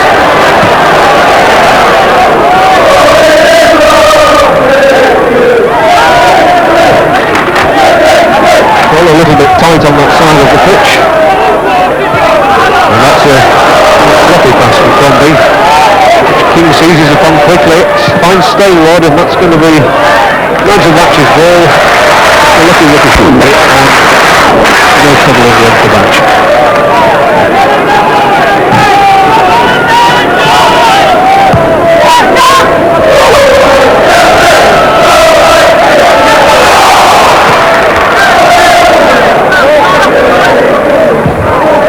A glorious ball from Kerry. Well taken too by Flanagan on his chest, and he's got Stainward to aim at. Oh my word! Well, there's certainly no necessity for that, and Nigel Batch is absolutely failed, and George Courtney is certainly going to book Stainward, and that was totally unnecessary. Well, it's all right Stainward appealing, but I think everyone saw exactly what happened.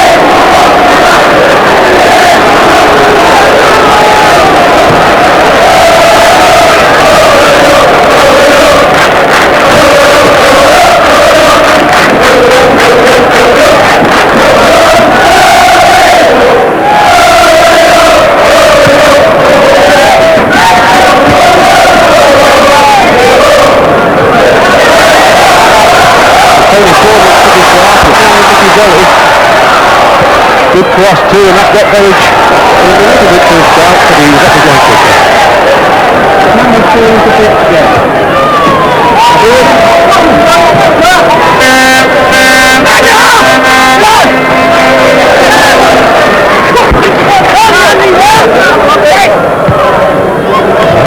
Good passing between Berry and Wilson. It's going to be another free kick against Everett.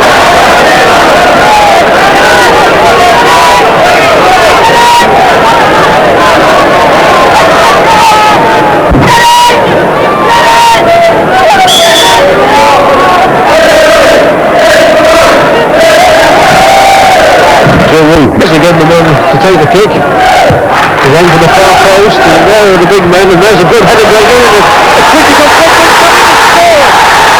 Oh! Well, Bobby Cumming, a green comeback for him, 9 minutes gone, and it's for a free kick yet again, and it's Bobby Cumming that gives Grimsby the lead. He's watched Kevin Moore head this ball, lovely back, into the flow of young Bobby Cumming. A little bit of luck coming up here, but that's what you need to be a goal scorer. John Berridge just there helplessly as he put it in the back of the net. 15 minutes into the game, Grimsby leading from that Bobby Cumming header. Rangers very much under attack at this moment. Stainward looking to turn and find Andy King. This one, Gregory may hit this one, and does, and a great save from clear, but it is now. As Waters gets scored away. Rangers just beginning to put their game together now. Midfield in particular, Curry and Kingsley have taken a good relationship, and here's Curry yet again. Yeah, a good two finding Clive Allen. Curry's having a marked influence on this game. Now Rodney bends up in an unexpected place. He's a hat late. Oh, that looks like a trick. Edge of the box. Curry and Roder show their displeasure. At the end of the goal, Grimsby brings it away.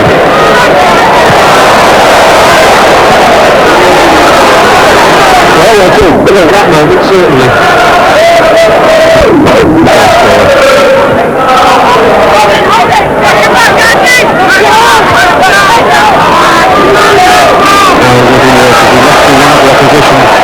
This time a shot as well, but he's going to put this one through control. My word, it's a good job Kenny's got that header in. Kelly lurking behind him, and would have been in a very dangerous position. Good play that by Terry Fenwick.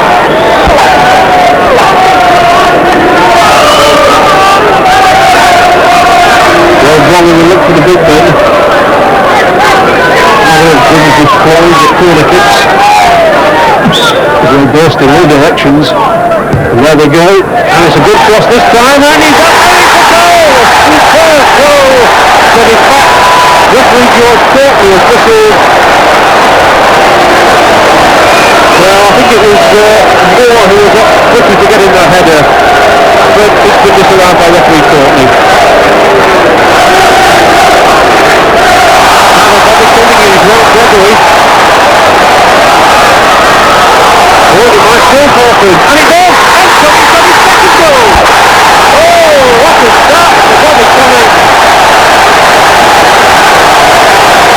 Tried to knock it away, it fell to him, but he took it ever so well. 2 goals in the first 20 minutes from man who's come back. And what a start for Bobby Connor. George Kerr has told Josh Dean that we shouldn't put this guy in the Scottish team. He's certainly proving George Kerr's statement this morning, yesterday, very much indeed. And I think the way he started, it's going to be a very exciting game.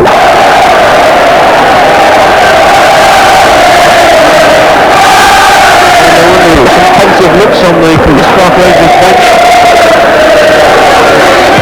Very pressure, probably going to be rather anxious, as well they might. Tony Curry, you think the one man who might start something for Rangers.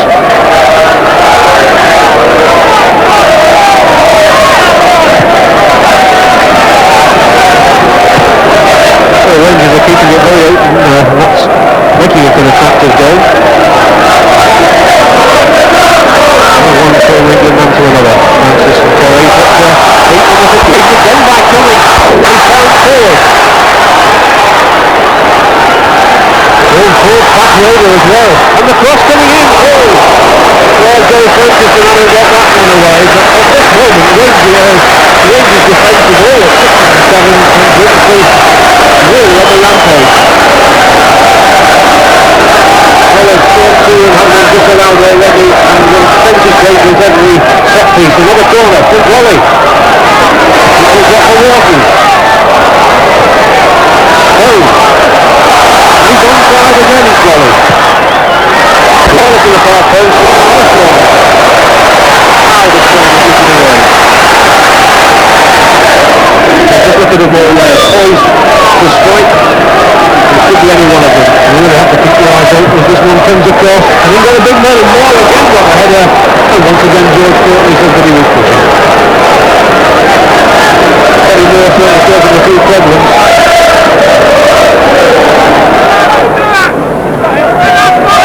Curry and King trying to work things again, and King looking for that ball through to Allen, but Wigginton perfectly positioned.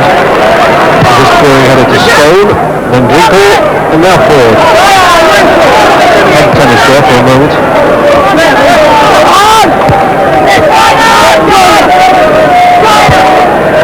And a good little ball from Curry. I think that back to back his line too quickly though for staying on. Read that one well. And the goalkeeper rated in the £1 million class, I hear from George Poole, their manager.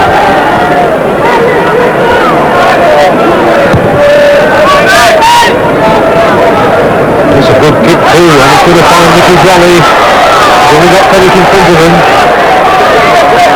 Outside, inside, and then back to Stone. Little cross and a beautiful header from Tony Ford. Oh, what a fine play that was from Penny. Tony Ford has got 3 goals in the last 2 games and looks really sharp. Good build up here from John Stone, lovely cross, and watch Tony Ford's fearless header there, most fleet and flying here, and a wonderful save from John Boyd.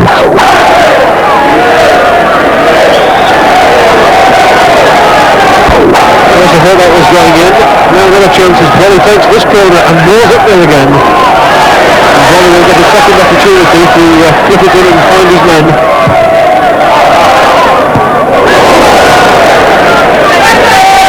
Right, no one as good with his feet as he ever is out there.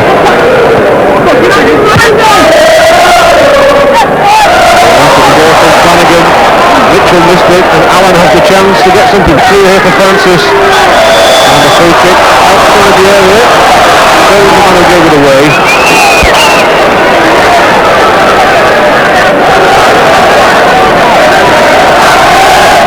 Well, Tony Curry can certainly hit them. Andy King can hit them. And really, for the first time this afternoon, Grimsby being asked to do some defensive work.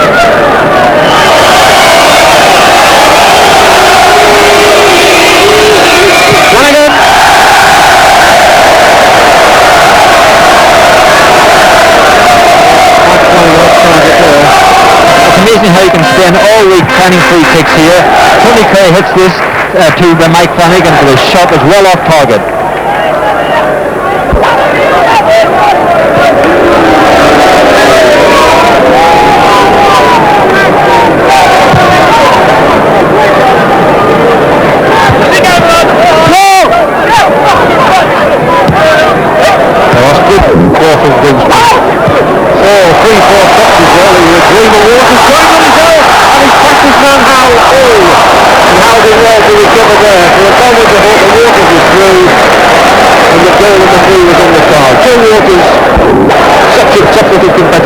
Loves that situation.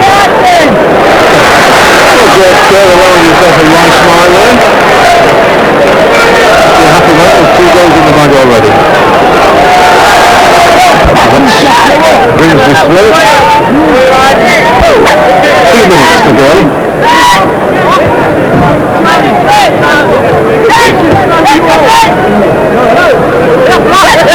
Grimsby attacking to such an extent.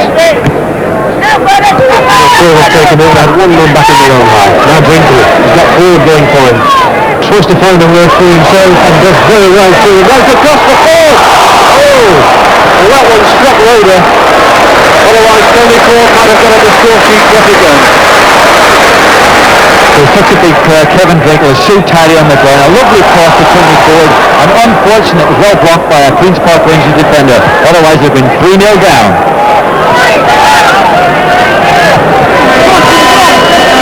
Injury time in the first half. Jerry Francis picks out Gregory on his right.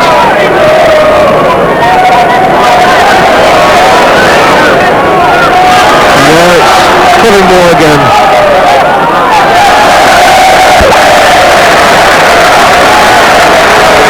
Kevin Moore's really had a splendid first half, he has.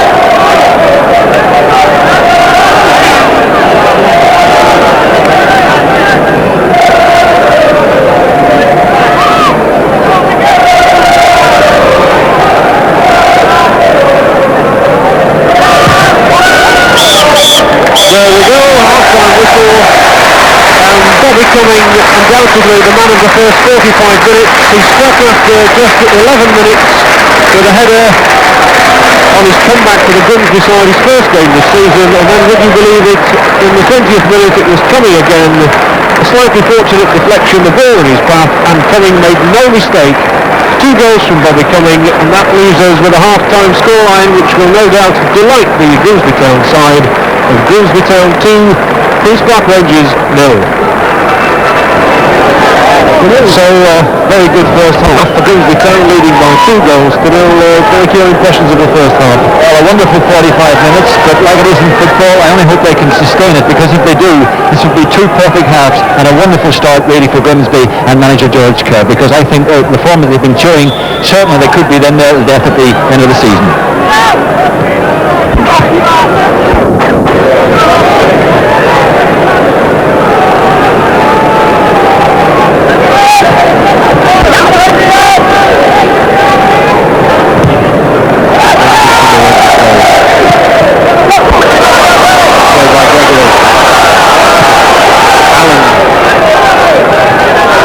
At these situations, when he got round 2, he couldn't get round the third.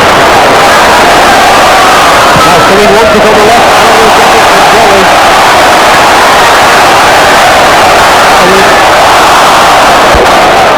and will get it from Jolly.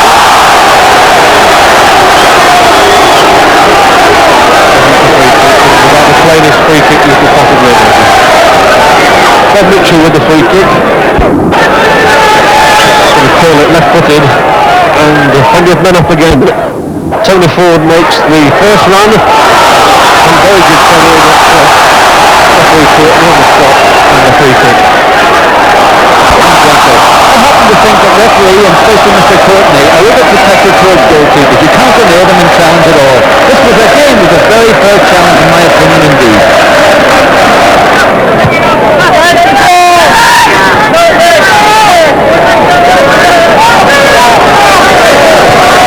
Good one up from Francis.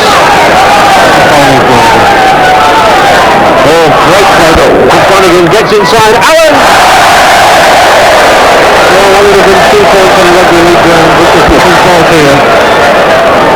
Right, striker coming up here. Flanagan, who goes beautifully on here. It takes these 2 Grimsby defenders on as easy as anything, and lays on a beautiful cross coming up for Clive Allen, and young Clive, who thrives on goal scoring when he was in his Queen's Park Rangers before his expensive transfer to Arsenal, really knocks it out of the ground. There's 4 up against 5 back. And eventually the ball works out for Tony Ford.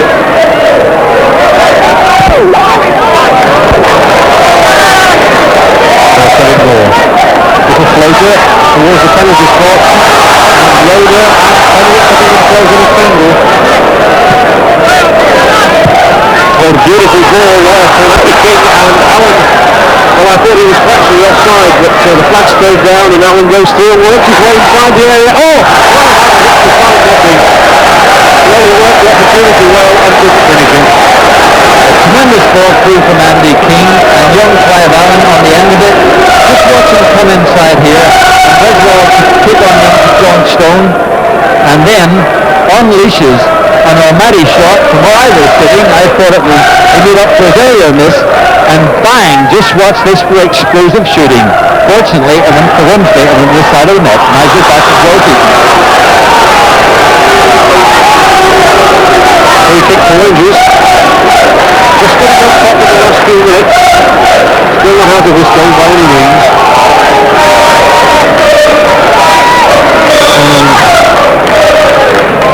Well, there were plenty of signals there. Let's see if anybody understands it. Flanagan. Gregory. Allen. Francis. Oh my word. Well, he won't get much closer than that. Ernie Howe, who got up there and got in the header and hurt himself at the same time. But that was the closest to come to a goal. This was an absolutely first-class free kick. A decoy run by Andy King, and watch the Gregory coming on the far post, and a tremendous cross. And anyhow, how did you miss that, son? Only you know.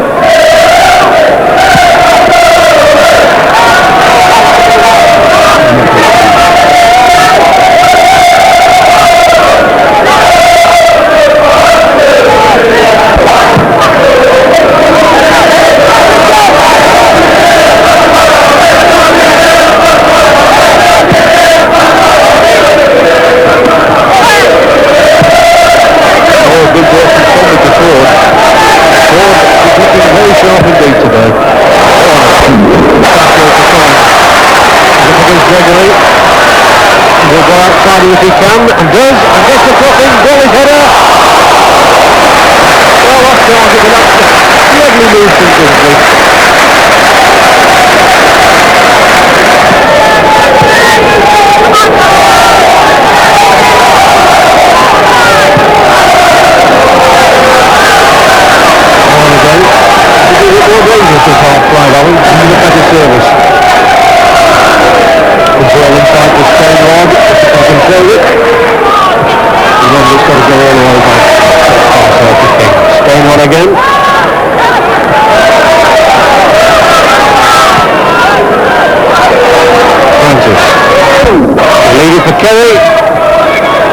speed is all there. Gregory's cross must be met by Staley, must be here for John Flanagan. And has it gone over the line? Well, they were armed up. The Rangers players thought the ball was over the line from Mike Flanagan. And what we thought was a goal. Very good ball here from Jay Francis coming up here. I thought Perry was going to hit it, but no. He plays it square to John Gregory, who knocks a very good ball in. And there's a lovely chance coming up for Queen's Park Rangers. Comes back across the goal, and Flanagan, I don't know how you missed it there. Mind you, they're claiming for a goal there, but there's no doubt that Kevin Flanagan certainly handled the ball.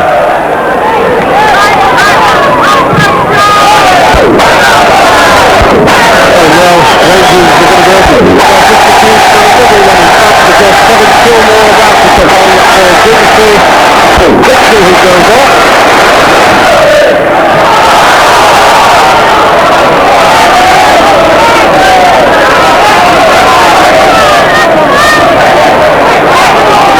Gregor who switched to the midfield and plays it to the position that he would have been in a couple of minutes ago. Which is occupied now by Terry Fenwick, and a bullet-like header, and only just wide as well from Gregory. The man who's just switched, and a very good header indeed. A tremendous cross coming across from young Fenwick, and just watch John Gregory coming on the end of it, who Queen's Park Rangers pushed up into the middle of the park. Tremendous header, just went wide of the far post, but Nigel that's beaten. Now Clive Allen, there's a little bit of space in front of him. Ball two to Flanagan. There's the cross for Gregory! Nigel back really did block that one out of the Grey Hall's meetings. Good throw two for Kilmore. Waters. Everybody shouts, man on. So he eventually turns and plays it to Wiggins. Winkle slipping his man.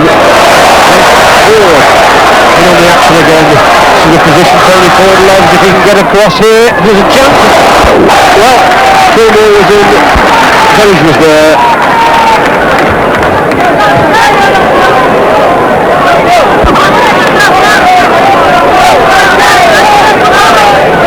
Queen's Park Rangers still trying to pull something out of this game. They haven't got long left. Just 10 minutes of Tony Curry. It's for something to pass it to, but again, 3 or 4 black and white striped shirts all around him. Tony Curry really has seen the share of the ball. I think he must have shares in it. Allen, big tackle again from Allen, man's job. Guess who's got it? Curry. Stainwell. Gillard. Good cross, and back was off his line, and leapfrogged over his own man there. Riggington getting in the header.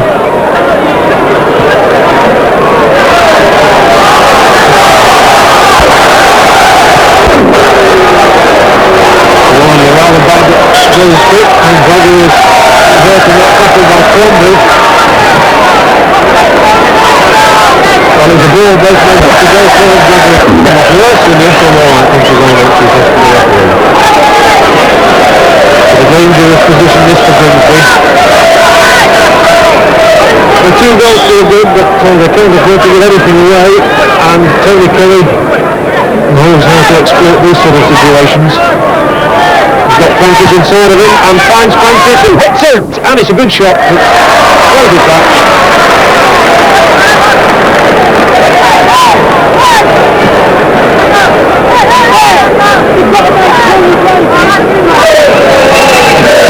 Inside the last minute of the game now, as Nigel back clears that long kick.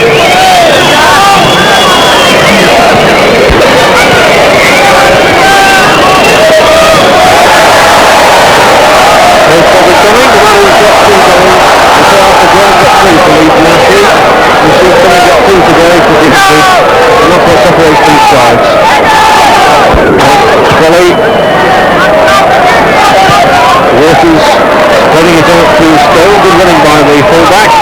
Well, it's on Grimsby finishing in style.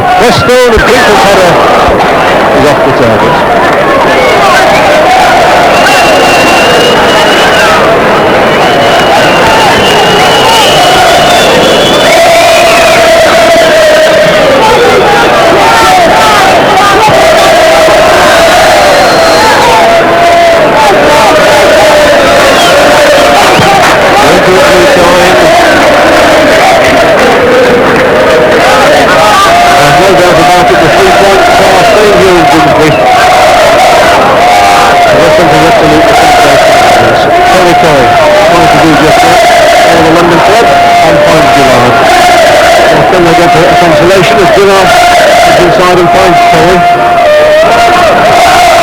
Francis.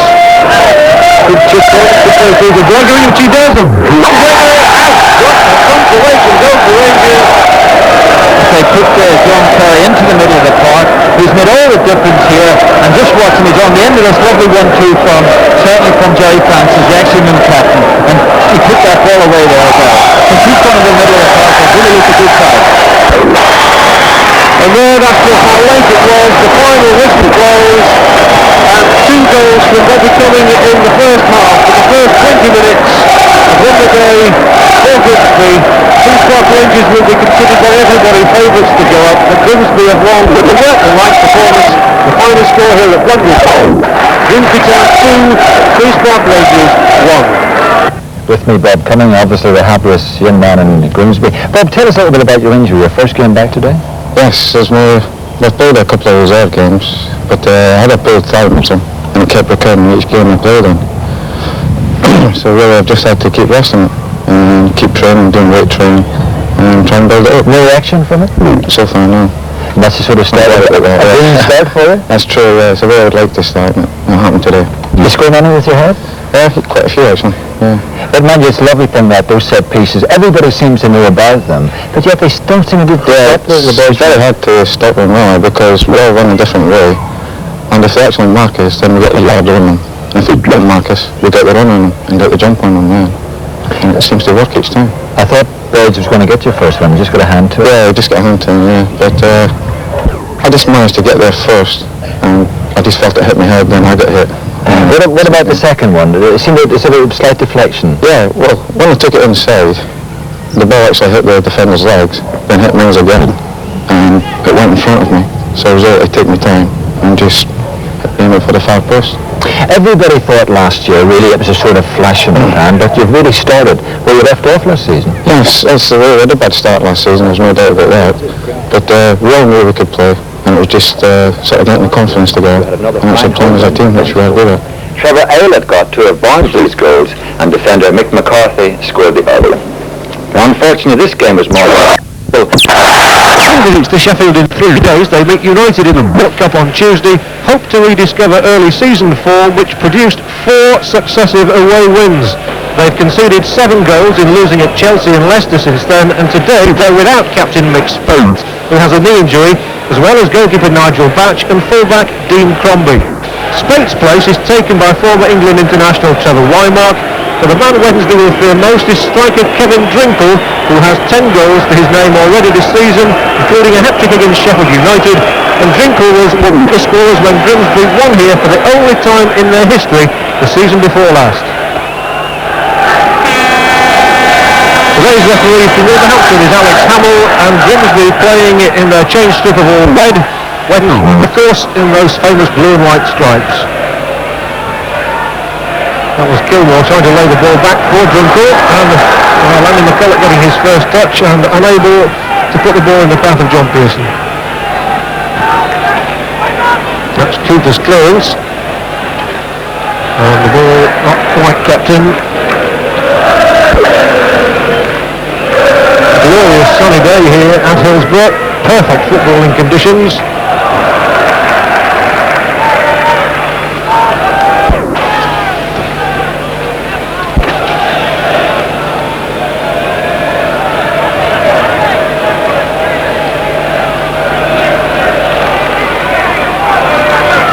Looking for a bit of support. Kilmore provided it, but Wednesday won the ball back. This is Kevin Taylor. Nice little reverse ball to Bannister. Oh, and a tricky start by Bannister, and almost squeezing the ball inside Gabber. Peter Gautier called upon to make his first save of the afternoon, and he did it well. And Bannister showing the trickery he possesses apart from the lethal finishing touch, working his way into a good position, hammering in that low shot. Good save. Wednesday certainly winning the midfield so far. Well, Bannister in particular seems to have found it a little bit hard to settle in these early stages. Here he is now on the ball and playing a good pass. Kilmore. chance for Grimsby to get back in. Well, Grimsby's got the ball in the net. It certainly won't count. The whistle had already gone for an offside decision. So Kevin Winkle unable to add to that tally of 10 goals this season.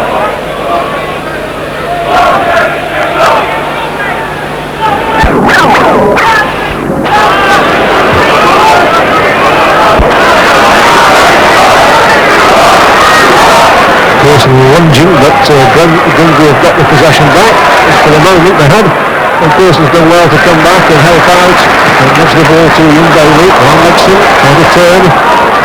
He's lost out that time. Oh, and good pace here from Kilton. He left Sterling for dead. He's going down the middle. They'll have to think the play out to Joe Waters though. It's just left its momentum. It was better from Grimsby. And Waters trying a chip shot. Not far over either. Well, Joe Waters has got 4 goals this season, and here he almost gets a foot. Going forward, clips it left-footed, and that was dipping alarmingly for dead boulder, but still just a fraction too high. Shelton. Giving it out nicely to Sterling. He's got a bit of room this time, and he can be particularly strong on these sort of runs, Mel Sterling. And that's a very useful cross. Grotier off the line, and McCulloch couldn't quite get there. A lovely cross from Sterling. There he is. He's the man of the match against Wolves a fortnight ago here, and he started promisingly today.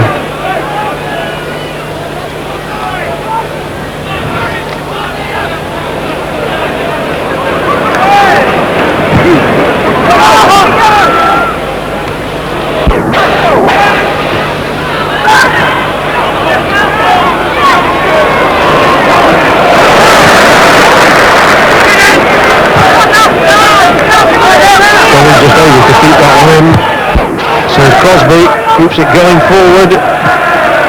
Bonneman beaten to it by Bailey, and Bonneman committing an offence. Following through there in the tackle.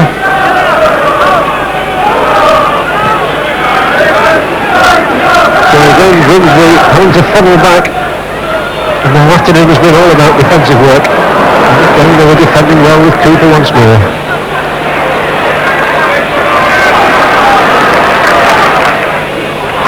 Done by Bailey, but not a very good cross.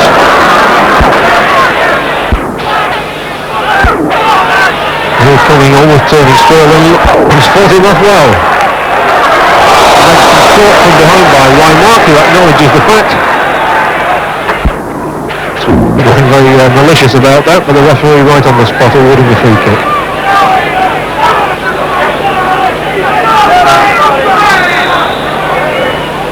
Taylor takes it, and Pearson there first for the header, but McCulloch still having to chase towards the corner flag, accompanied by Kevin Moore.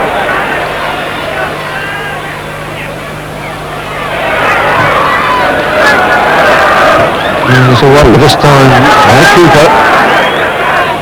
And for all their pressure, Wednesday really haven't created very much. They've just had the one shot from Bannister so far.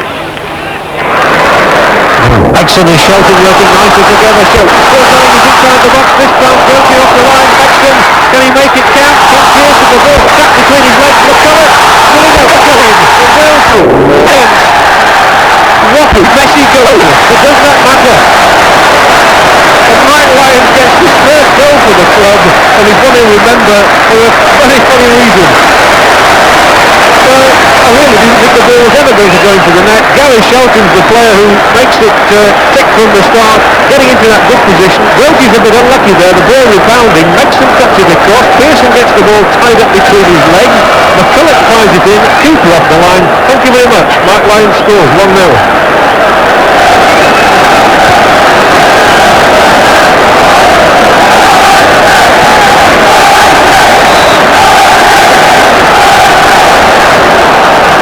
Well, Grimsby will really say that they should have got that ball away. They had a few chances, but you can't really deny that Wednesday deserved that lead.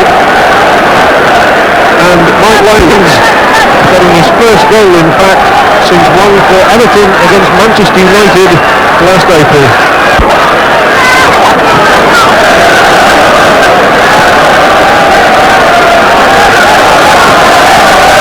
And Lyons, it is there, getting the ball away as well. Still proving his value at both ends. Hardly the most exciting goal he's ever scored, and he's got a few in his time, but the first one for a new club is always worth remembering.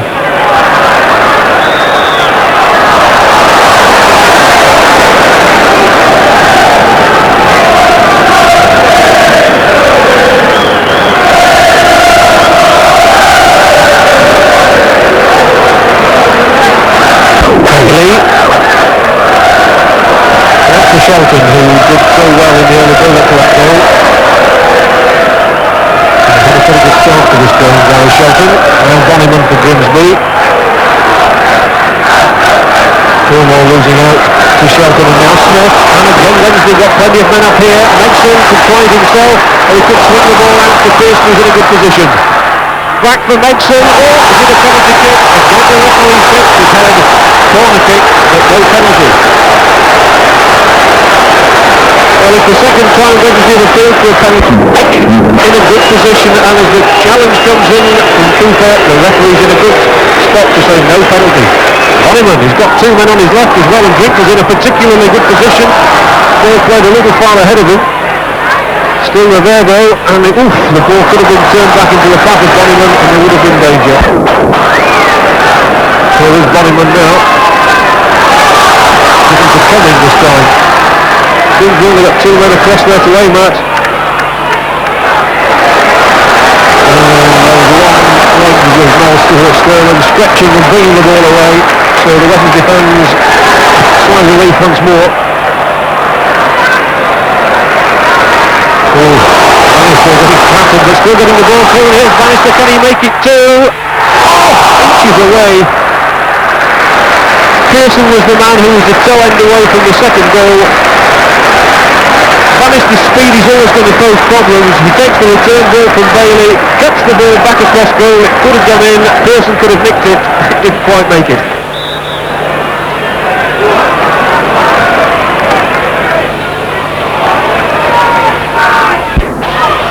Bailey evading the challenge as well there, slipping the ball through to Bannister. Now Taylor and now Shelton. Sterling once more. A bit of a buzz goes up when Sterling has the ball now. McCulloch's on that far side, knocks it back in, can get a two. The shot is far away from Gautier. The ball's not gone out. If Pearson cuts it back, could be a second goal. Away. Well, he's got to away by more. The Grimsby defence looks a little bit dodgy when Sterling's in possession. His crosshair aimed at McCulloch, who gets the ball back, and Tigger Taylor turning and hammering in the shot, fine save by Gautier. This looks more promising for Grimsby. Waters has got two men in front of him. If he can find either of them, he might try it himself. And a deflection, and that ball off the top of Mark Smith's head, but the flag has gone up and the goal won't count. Joe Waters asking why, Phil Bonnyman asking why, and their pained expressions. Well, tell you what Grimsby think about it, and as Joe Waters here decides to have a grip himself, he got past Bailey well, strikes in the ball, and it goes off the top of Mark Smith's head. Holder can do nothing, he's wrong-footed, but an offside flag there against another Grimsby player. So Joe Waters denied his fifth goal of the season.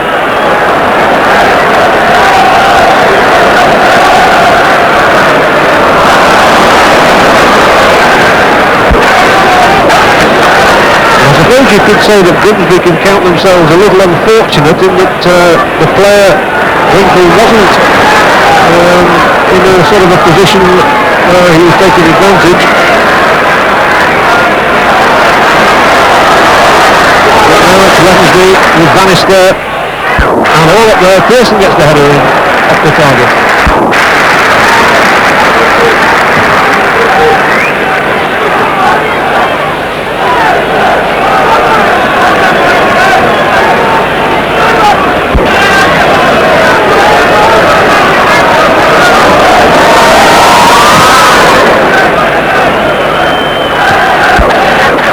Header by Lyons.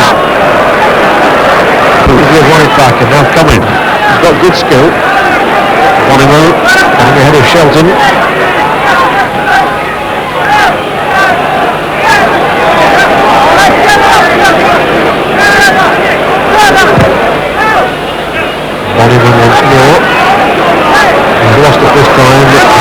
with a chance to come forward. They always look for Bannister out wide on that left. And now it's McCulloch who's sprinting into that position. With Bannister behind him. You see him now. Here's Bailey. He'll get into a good position himself. Knocks it back. Taken off the head of McCulloch. Wednesday have carved out a few opportunities, and McCulloch not quite able to get on the end of that one.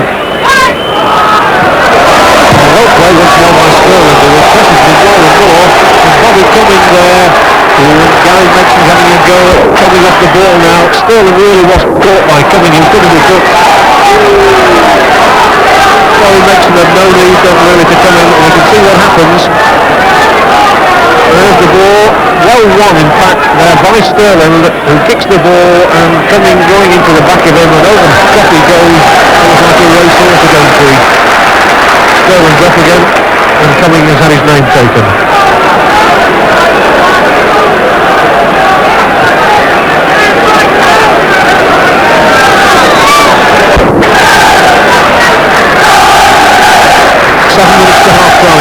Wednesday's free kick. McCulloch's up there for it. His defence not getting it away, and McCulloch firing it in. Corner kick. McCulloch himself, it was a handball. I think it was inadvertent if there was.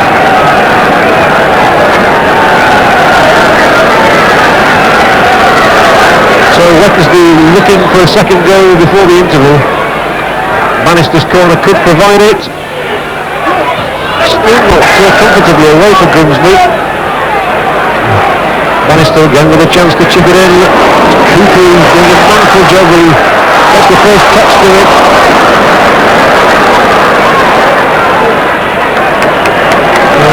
They'll be coming back again now by a Megson.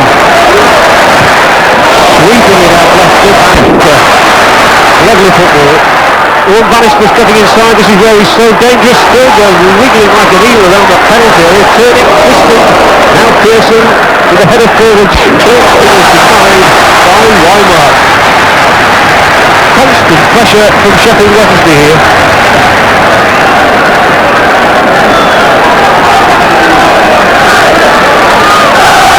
I suspect that Wednesday will be disappointed if they don't score again before half-time. They've had so much pressure. Again, Bannister's corner. Shelton getting his head to it, and McCulloch coming in. I almost imagined he might have put Gary Shelton off there. Shelton, signed from Aston Villa last season, and with 2 goals to his name this time.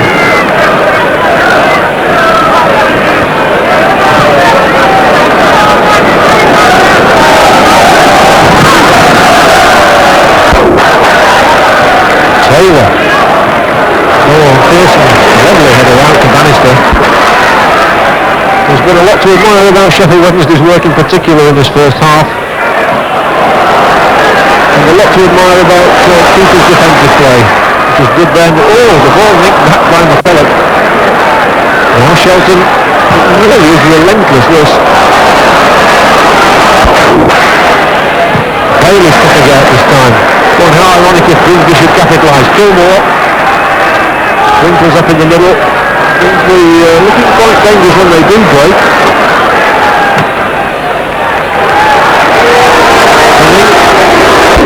Just been hooked. Not surprisingly, he's booed.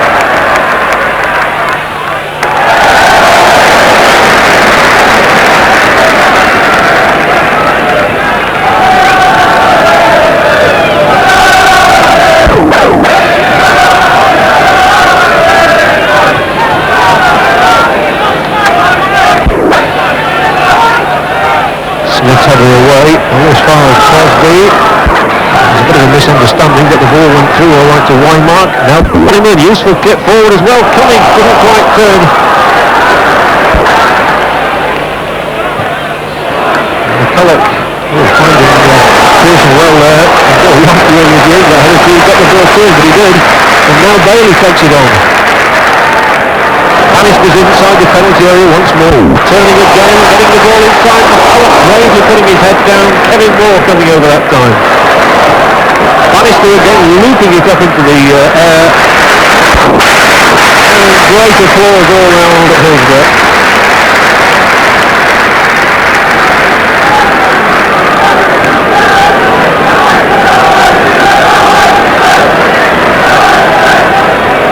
Sheffield Wednesday haven't made many better signings in recent times than Gary Bannister. He's proving to be a real thorn in Grimsby's side this afternoon.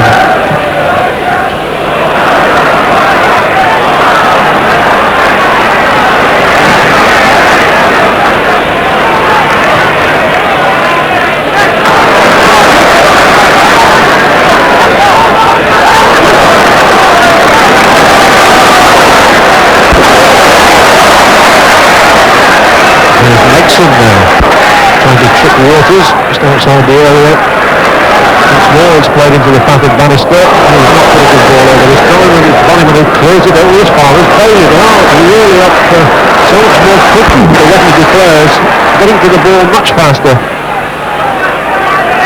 And again Pearson can't quite get the header straight, and the ball will run out of play.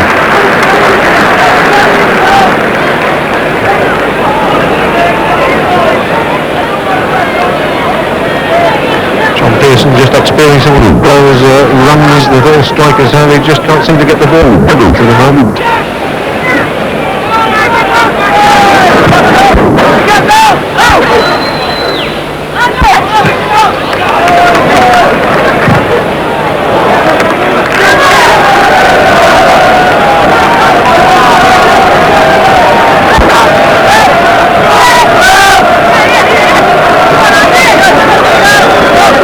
Crosby. A long and hopeful ball. Here's Brinkle. Well, that really would have been ironic if Brinkle had equalised there. But the Wednesday defence was in a little bit of disarray. Crosby's ball forward. Here you see him. Just wondering who to play it into the path of. And the ball is knocked away there by Sterland. And see how far off his line Bob Boulder was. And he really, I think, would have been to blame if that one had gone in.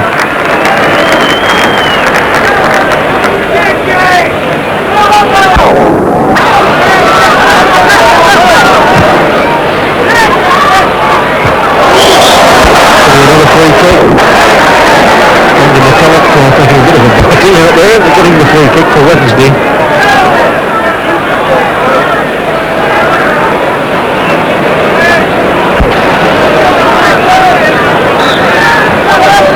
Well, we need a little bit of injury time because we have the not to Gary Shelton in particular. So Sterling's free kick produces a corner.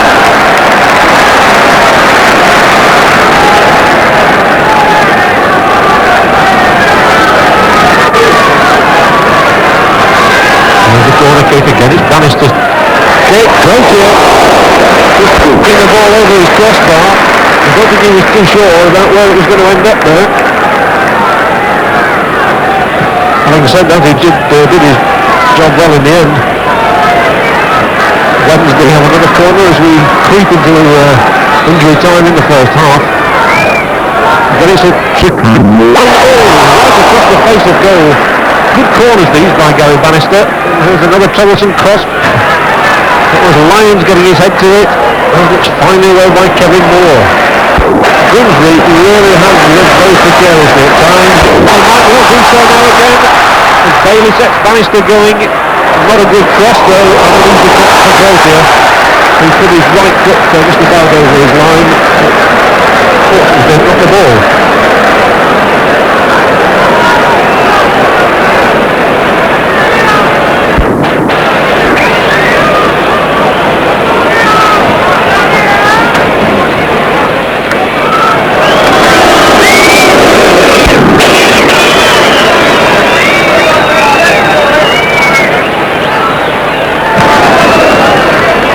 And the referee blowing his whistle to signal the end of the first half, which is seen almost total Wednesday domination, but only one goal.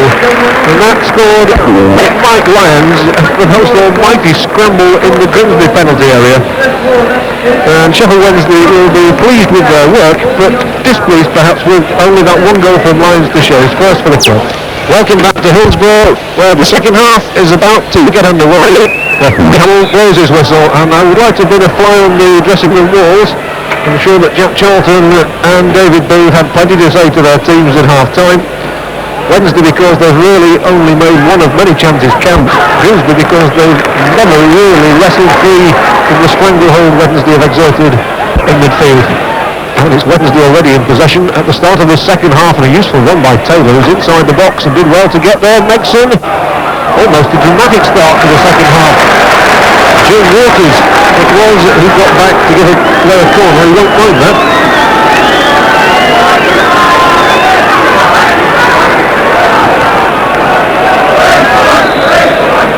Really a pattern of an insomnia from Gary Bannister. And McCulloch's up there, gets the header. It was away by Cooper, but still Wednesday here. Away this time by David Moore. Kilmore unable to keep possession though, so Taylor now for Wednesday. Bannister was screaming for it out on the right and got the ball. Oh, didn't play it very well though. Straight into the path of Donovan. Winkle. That was down to him that Mike Pickerman is going to come on. 22nd minute. Final word from Morris Setters, explaining exactly the job he wants doing.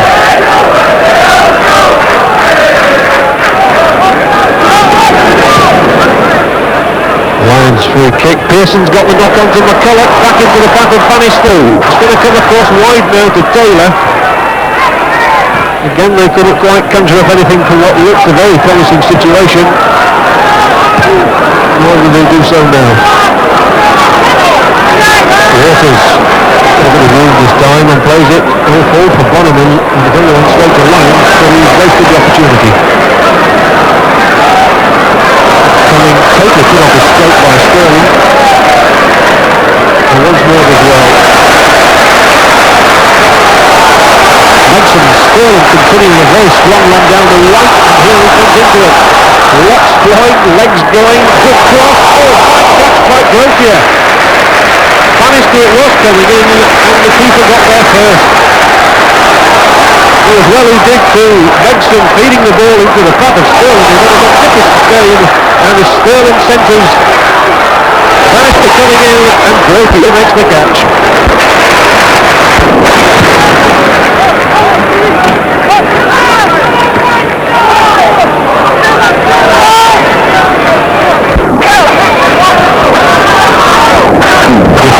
Very hard indeed at the moment to move forward to any satisfaction.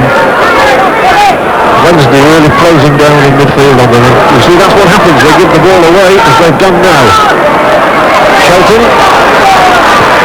does well too, good ball out for Bannister, who's got inside the penalty area, and Kubo going for another goal.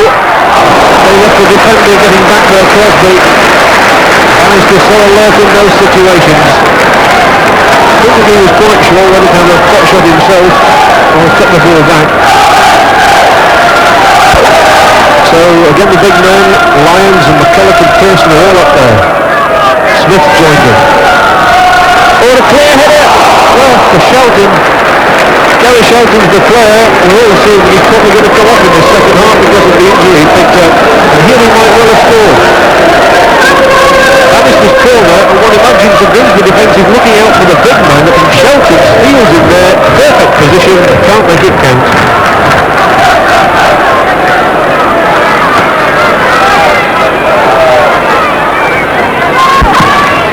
Oh, good ball, through from Exon. What a good ball that was from Sterling. Back for Taylor, whacked it wide, good save from Drapier, saw it coming all the way.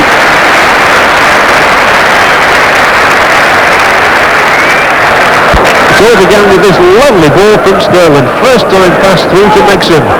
Megson cutting across the penalty area. And the tackle into the pub. Coming to mismatch with Drapier. Grimsby will escape with that. And have a chance to set up something themselves. But this Sterling is one coming. Puts the ball away too. And now he's gone hurling down the middle. Drapier has to come right outside his area to hack the ball away.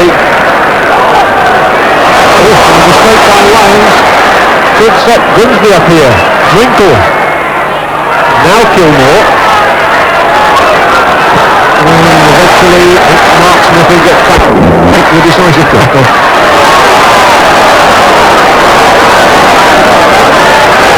Hudson goes for a route down the middle. He's keeping going, and the referee has given the free kick.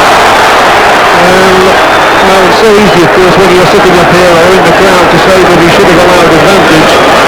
He was right on the spot to award the free kick.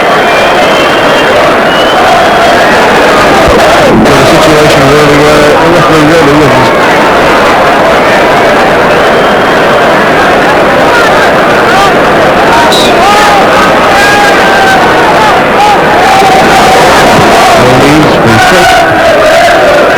Back by Lyons, interesting pick for Bob Bowles, come right outside his own penalty area, just to keep you warm for the moment, I think. Oh, the chance for Lyons, get his second goal, bring up the knee of Brotier. Well, Mark Lyons has got his first goal since joining the club this afternoon, and he wasn't far away from his second. As the ball is knocked across here, he gets in behind the entire Grimsby defence. Everybody missed it. It fell right at the foot of Lyons, who whacks it in and throws off Grotier's knee.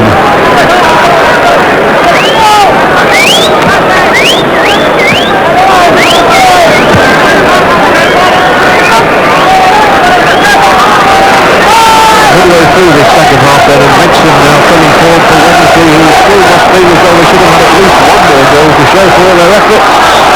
Megson can't keep going this time. Following that challenge, he made a few yards, almost on his knees. Works so hard going, Megson in the Sheffield Wednesday midfield, and a lot of skill. He's also got a couple of goals this season.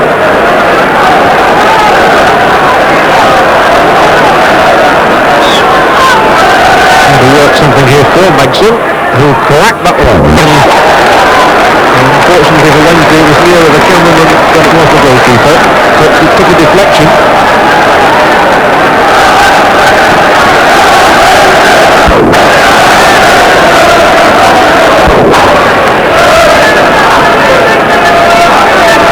Quarters on for Sheffield Wednesday.